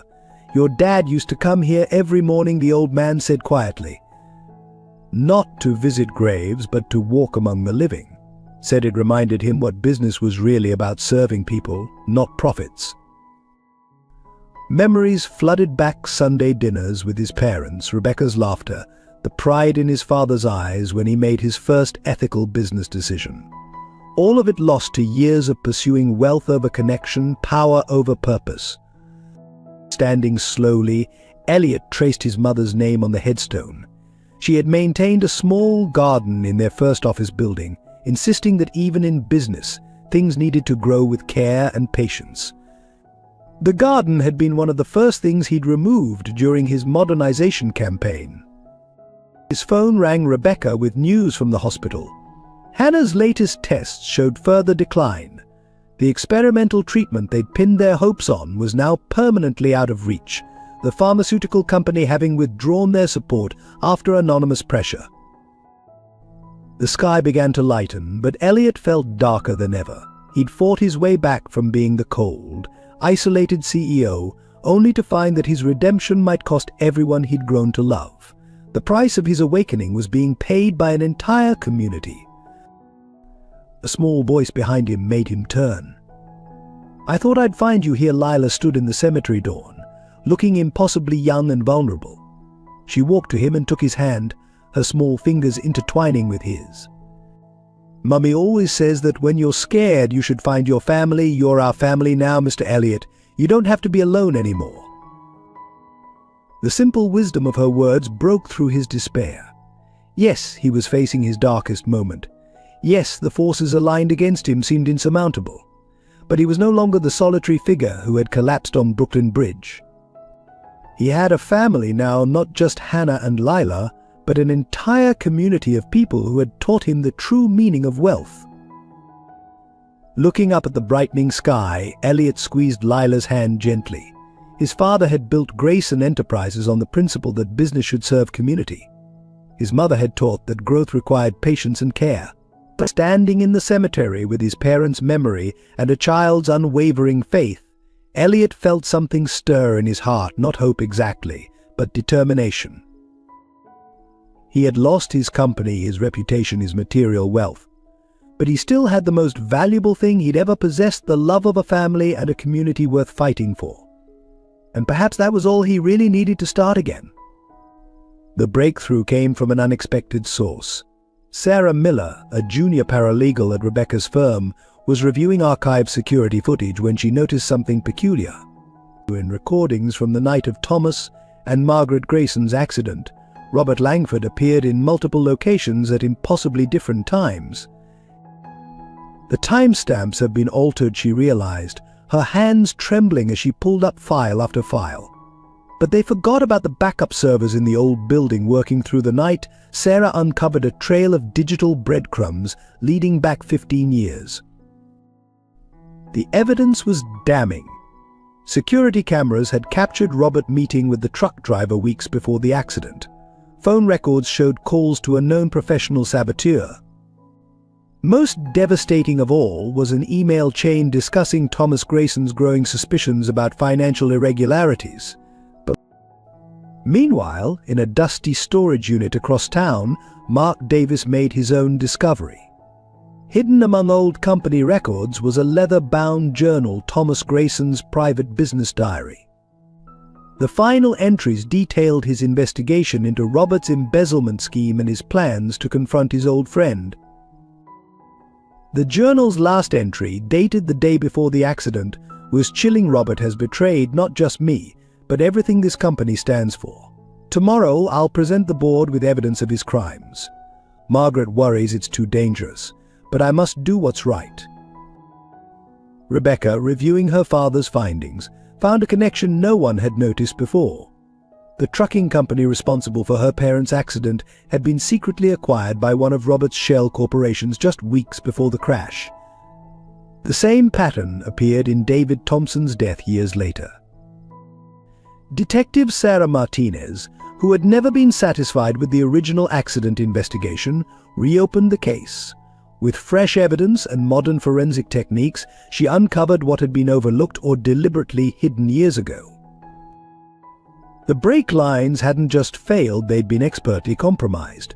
The truck driver, now living luxuriously in South America, had received regular payments from an offshore account traced back to Robert. The original investigator had been pressured to close the case prematurely. But the most shocking revelation came from Hannah's hospital room. As she sorted through David's old papers, trying to keep her mind off her worsening condition, she found a sealed envelope addressed to the next person who asks questions. Inside was a detailed report of brake tampering on the Graysons' vehicle, complete with photographs and technical analysis. David had discovered the truth during his inspection, but had been threatened into silence. His transfer to bridge inspection wasn't a coincidence, it was punishment for his investigation. The evidence mounted rapidly. Former employees came forward with stories of intimidation. Security guards remembered unusual late-night meetings. Its specialists recalled being ordered to delete specific records. But Susan Miller, working from her daughter's college dorm room since losing her job, pieced together the financial side of Robert's schemes. Years of systematic fraud, hidden behind a maze of shell companies and falsified reports, all designed to enrich himself while undermining Thomas Grayson's ethical business practices. The final piece fell into place when Rebecca discovered a hidden safe in Robert's office, missed in the initial investigation. Inside was a USB drive containing his personal records, a trophy collection of his crimes, kept as insurance against potential betrayals. He documented everything Rebecca whispered, scrolling through the files. Every murder, every fraud, every act of corruption. He was proud of it. The drive even contained plans for his recent campaign against Elliot, showing how thoroughly he had orchestrated the community's suffering. For Elliot, reading his father's journal brought both pain and clarity. Thomas had seen the danger Robert posed not just to the company, but to the very idea that business could be both profitable and ethical. His last acts had been to protect that vision. As the evidence was compiled and verified, a clear picture emerged. Robert Langford hadn't just killed Thomas and Margaret Grayson to hide his crimes. He had spent decades systematically destroying everything they had built, corrupting their legacy while pretending to protect it. The truth, so long buried under layers of deception and fear, was finally coming to light. The question now was how to use it, not just to clear Elliot's name, but to restore his father's vision and heal the community that had suffered in the crossfire of Robert's ambition. The federal agents arrived at Robert Langford's mansion just before dawn. They found him attempting to destroy documents, his carefully maintained composure finally shattered. As he was led away in handcuffs, his empire of lies crumbling around him, he caught sight of Elliot watching from the street. The arrest made national headlines. Corporate conspiracy exposed decades of fraud and murder. Uncovered news channels ran constant coverage of Robert being escorted into the federal courthouse, his designer suit replaced by prison orange. The same media outlets that had condemned Elliot now scrambled to tell the true story. Detective Martinez held a press conference detailing the evidence of Robert's involvement in the Graysons' death. This was no accident, she stated firmly. This was a calculated murder designed to silence those who stood for ethical business practices. Behind her, screens displayed the technical evidence of brake tampering and the money trail leading to Robert. The regulatory authorities moved swiftly. Grayson Enterprises accounts were unfrozen.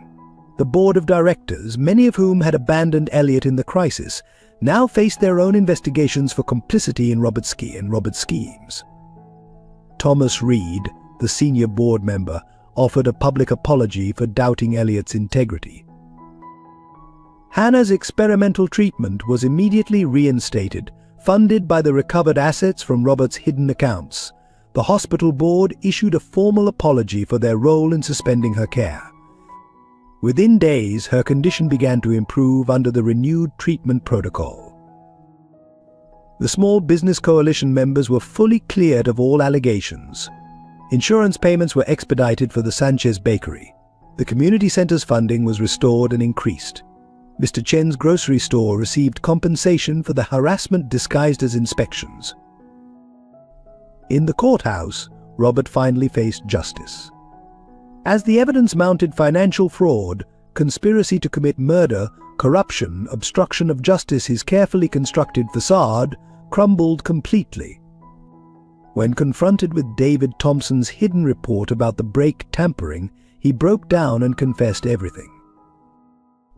The judge's sentence was severe life imprisonment without possibility of parole. "You didn't just commit financial crimes," she declared. "You destroyed families, corrupted institutions, and betrayed the fundamental trust that allows business to serve society rather than prey upon it." Susan Miller was reinstated at Grayson Enterprises with a promotion and full compensation for her ordeal. Her daughter's college acceptance was reconfirmed with a full scholarship. Mark Davis returned as Chief Operating Officer, his reputation not just cleared but enhanced by his loyalty during the crisis. The neighborhood celebrated with a street festival outside the newly rebuilt Sanchez Bakery.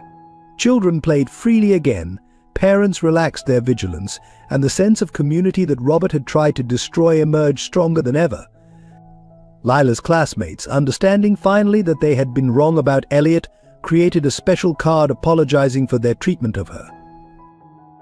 But perhaps the most powerful moment came when Rebecca discovered one final piece of evidence, a video recording their father had made the night before his death. In it, Thomas Grayson spoke directly to his children about his hopes for the company's future. "Business isn't just about profits," he said, his image slightly grainy but his conviction clear. "It's about building something that makes the world better. That's what I hope you'll understand someday." Watching the video together, Elliot and Rebecca held hands, tears flowing freely as they realized they had finally fulfilled their father's dream. The justice system worked swiftly to dismantle Robert's network of corruption. His accomplices were arrested, his hidden assets seized, his decades of manipulation exposed to public scrutiny. But the true victory wasn't just in punishment, it was in restoration. As Robert began his life sentence, Elliot stood in his father's old office, now restored to its original warmth. The garden his mother had loved was being replanted. The company was returning to its founding principles. And most importantly, the community that had taught him the true meaning of wealth was healing, growing stronger through adversity. Justice had been served, not just in the courts, but in the restoration of faith, community, and the belief that business could be a force for good in the world. The morning sun streamed through the windows of Hannah's hospital room as her doctors delivered the news the experimental treatment was working. Her condition had stabilized, then begun to improve. Lila, curled up in Elliot's lap, drew pictures of sunshine and flowers, her artistic optimism restored along with her mother's health.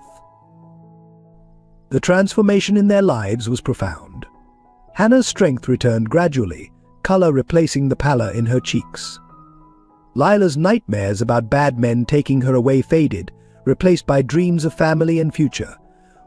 The shadow that had hung over their small unit lifted, allowing something new to bloom. In the neighborhood, healing took physical form. The Sanchez Bakery reopened with an expanded kitchen and community space. Mr. Chen's grocery store thrived, now offering cooking classes for local youth. The library's after-school program resumed with enhanced funding, and Coach Peterson's basketball team not only made it to their championship, but won. Rebecca moved her legal practice to a small office above the bakery, focusing on community advocacy and corporate accountability. She and Elliot spent long hours together, making up for lost years, sharing memories of their parents, and planning ways to protect other communities from corporate predation. The Small Business Coalition became a model for other neighborhoods. Delegations from across the city visited to learn how local businesses could band together effectively. Maria Sanchez, now a respected community leader, often gave presentations about resilience and unity in the face of corporate pressure. Elliot's own transformation was perhaps the most remarkable. The man who had once measured success in profit margins now found joy in simple moments, helping Lila with homework, sharing morning coffee with Hannah, joining community meetings where everyone's voice counted equally. His father's office, restored to its original warmth, became a place of connection rather than isolation. The walls, once covered in financial charts, now displayed community artwork, including several of Lila's drawings.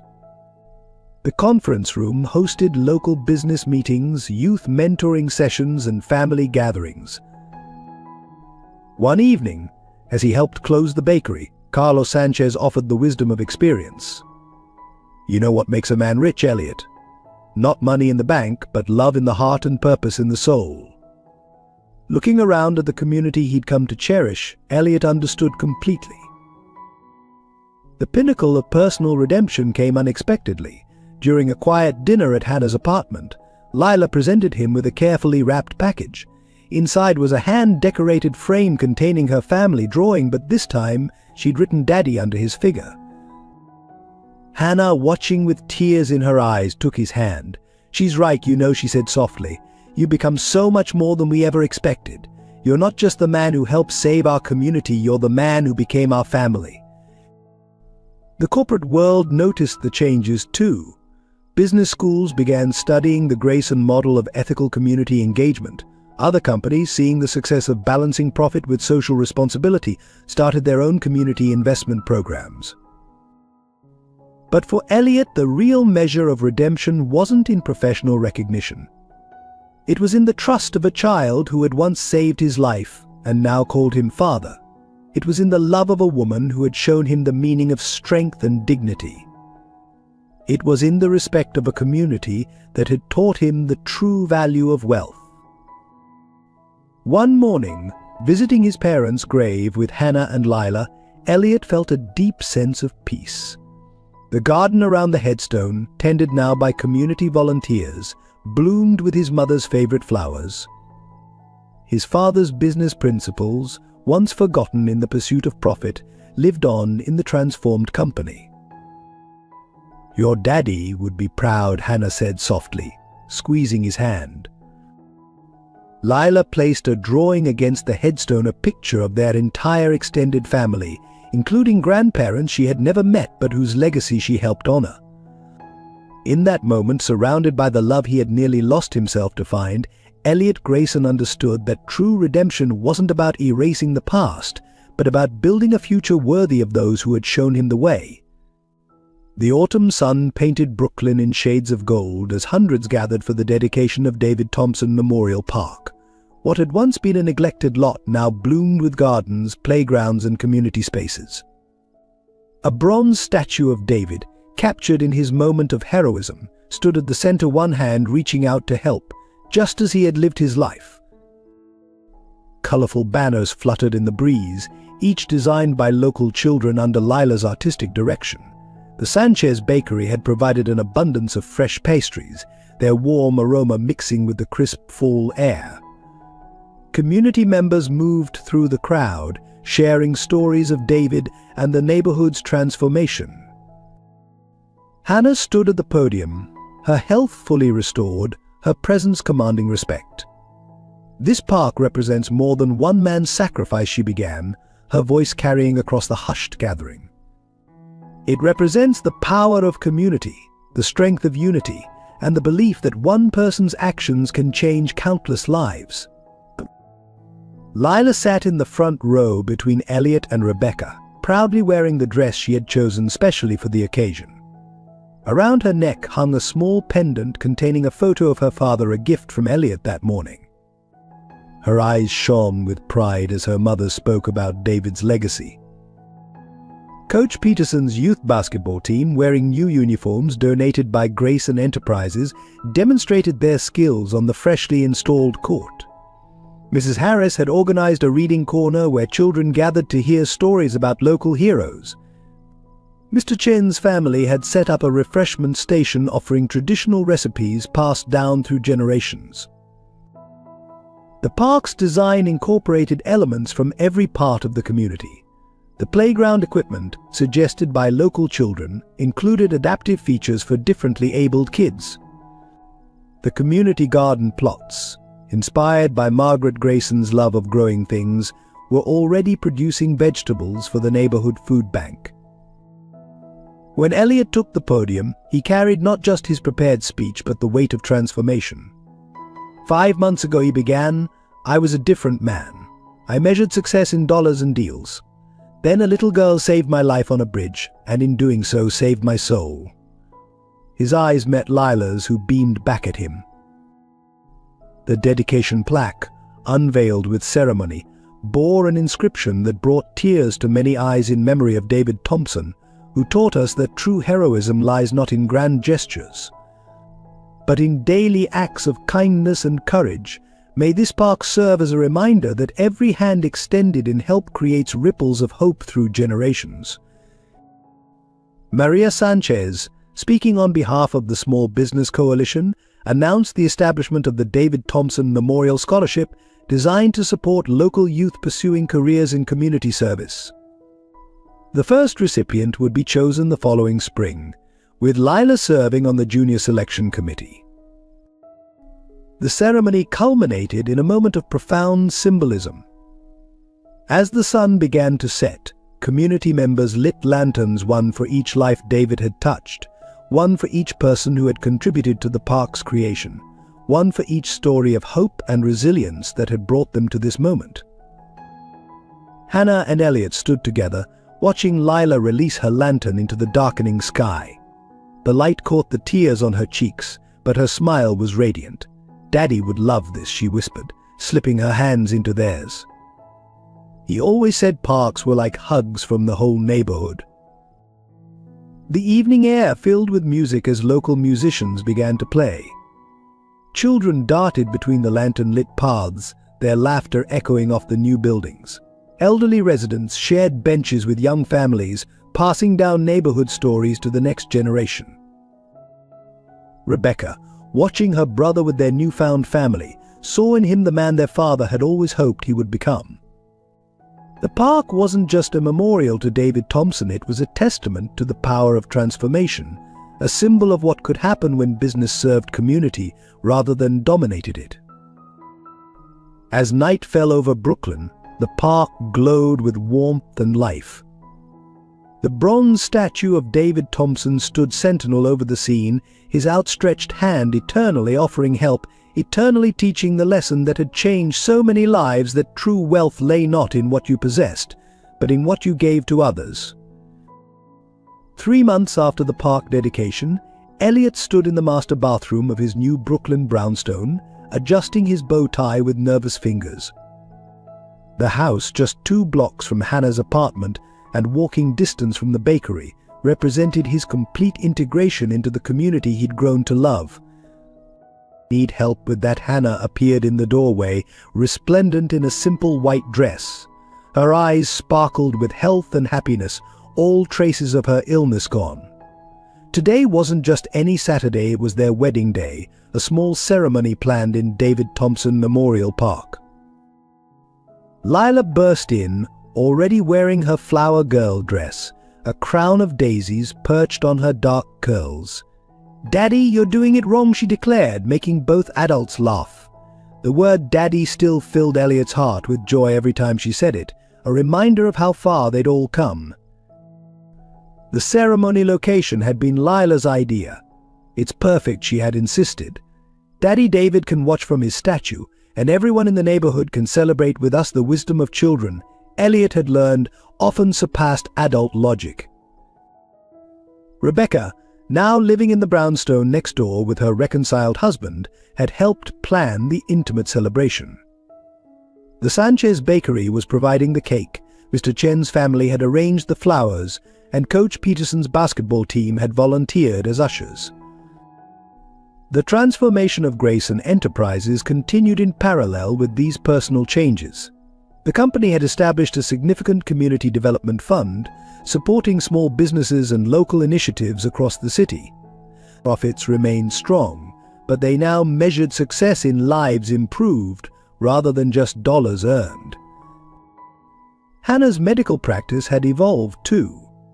With support from Grayson Enterprises, she now ran a clinic providing care to underserved communities. Her experience with lupus had made her particularly attuned to patients struggling with chronic conditions and limited resources. Before heading to the park, the small family stood together in their new kitchen. Lila presented them with her latest masterpiece, a drawing of their family tree that included everyone: David Thompson watching from heaven, Thomas and Margaret Grayson smiling down, and their entire extended community as branches and leaves.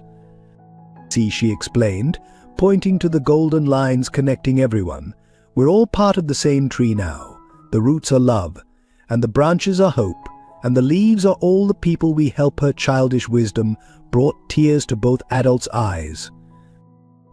The kitchen window offered a view of the park where, in a few hours, they would formalize what their hearts already knew: that love could heal the deepest wounds, that family wasn't limited by blood, and that true wealth lay in the connections we forge with others.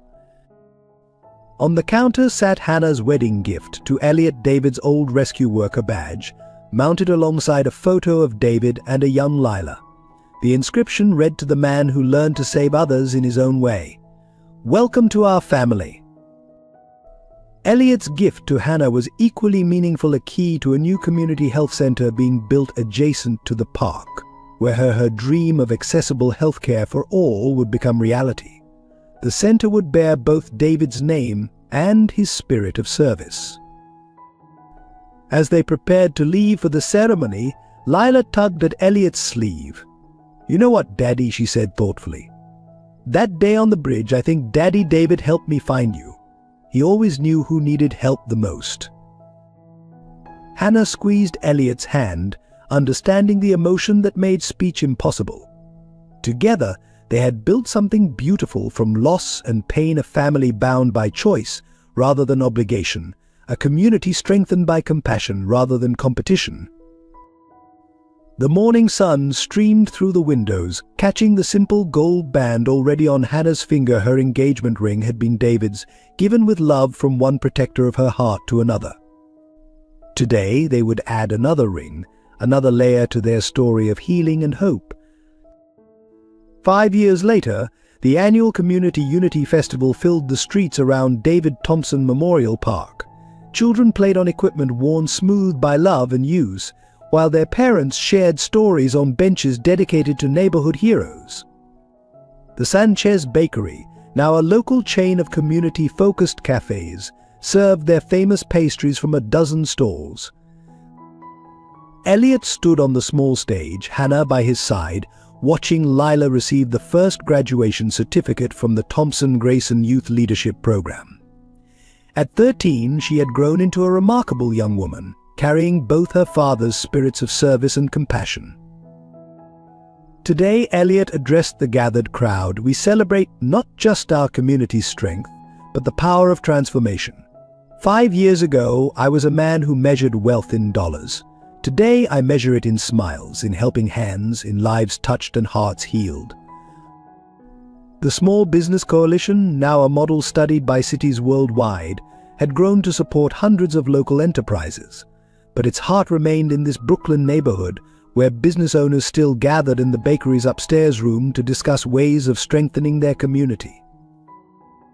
Grayson Enterprises had evolved into something Thomas would have been proud to see.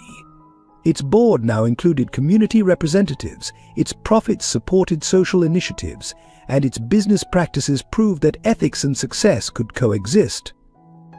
Rebecca, as chief legal counsel, ensured the company never strayed from its renewed mission. Hannah's Community Health Center had become a beacon of hope, providing care regardless of ability to pay. The waiting room walls displayed children's artwork alongside photographs of David Thompson, reminding visitors that every act of service created ripples of positive change. "The truth is," Elliot continued, his voice carrying across the festival, "real wealth isn't found in penthouse views or corporate towers. It's found in the courage to change, the strength to trust, and the wisdom to recognize that we're all connected in this great web of community." The crowd included faces both familiar and new. Mr. Chen's daughter, now running the family store, stood beside her father. Coach Peterson's basketball team, state champions 3 years running, wore uniforms bearing both the Grayson logo and David Thompson's badge number. Maria Sanchez, her hair now streaked with gray, wiped tears as she remembered the day Elliot first walked into her bakery. Who would have thought, she whispered to Carlos, that one man's change of heart could transform so many lives? The festival culminated in the now traditional lantern release. But this year, Lila had added something new. Each lantern carried a message of hope written by a community member. As the lights rose into the evening sky, they carried dreams of unity, stories of resilience, and promises of continued support for one another. Hannah slipped her hand into Elliot's as they watched the lanterns ascend. Their simple gold wedding bands caught the light, symbols of a love built on understanding, forgiveness, and shared purpose. Their free hands held Lila's, completing the circle of their unique family. "You see," Lila told a group of younger children gathered around her, "sometimes the best families are the ones we choose, and sometimes the richest people are the ones who give the most away. That's what both my dads taught me." The message was clear to all who witnessed this community's journey.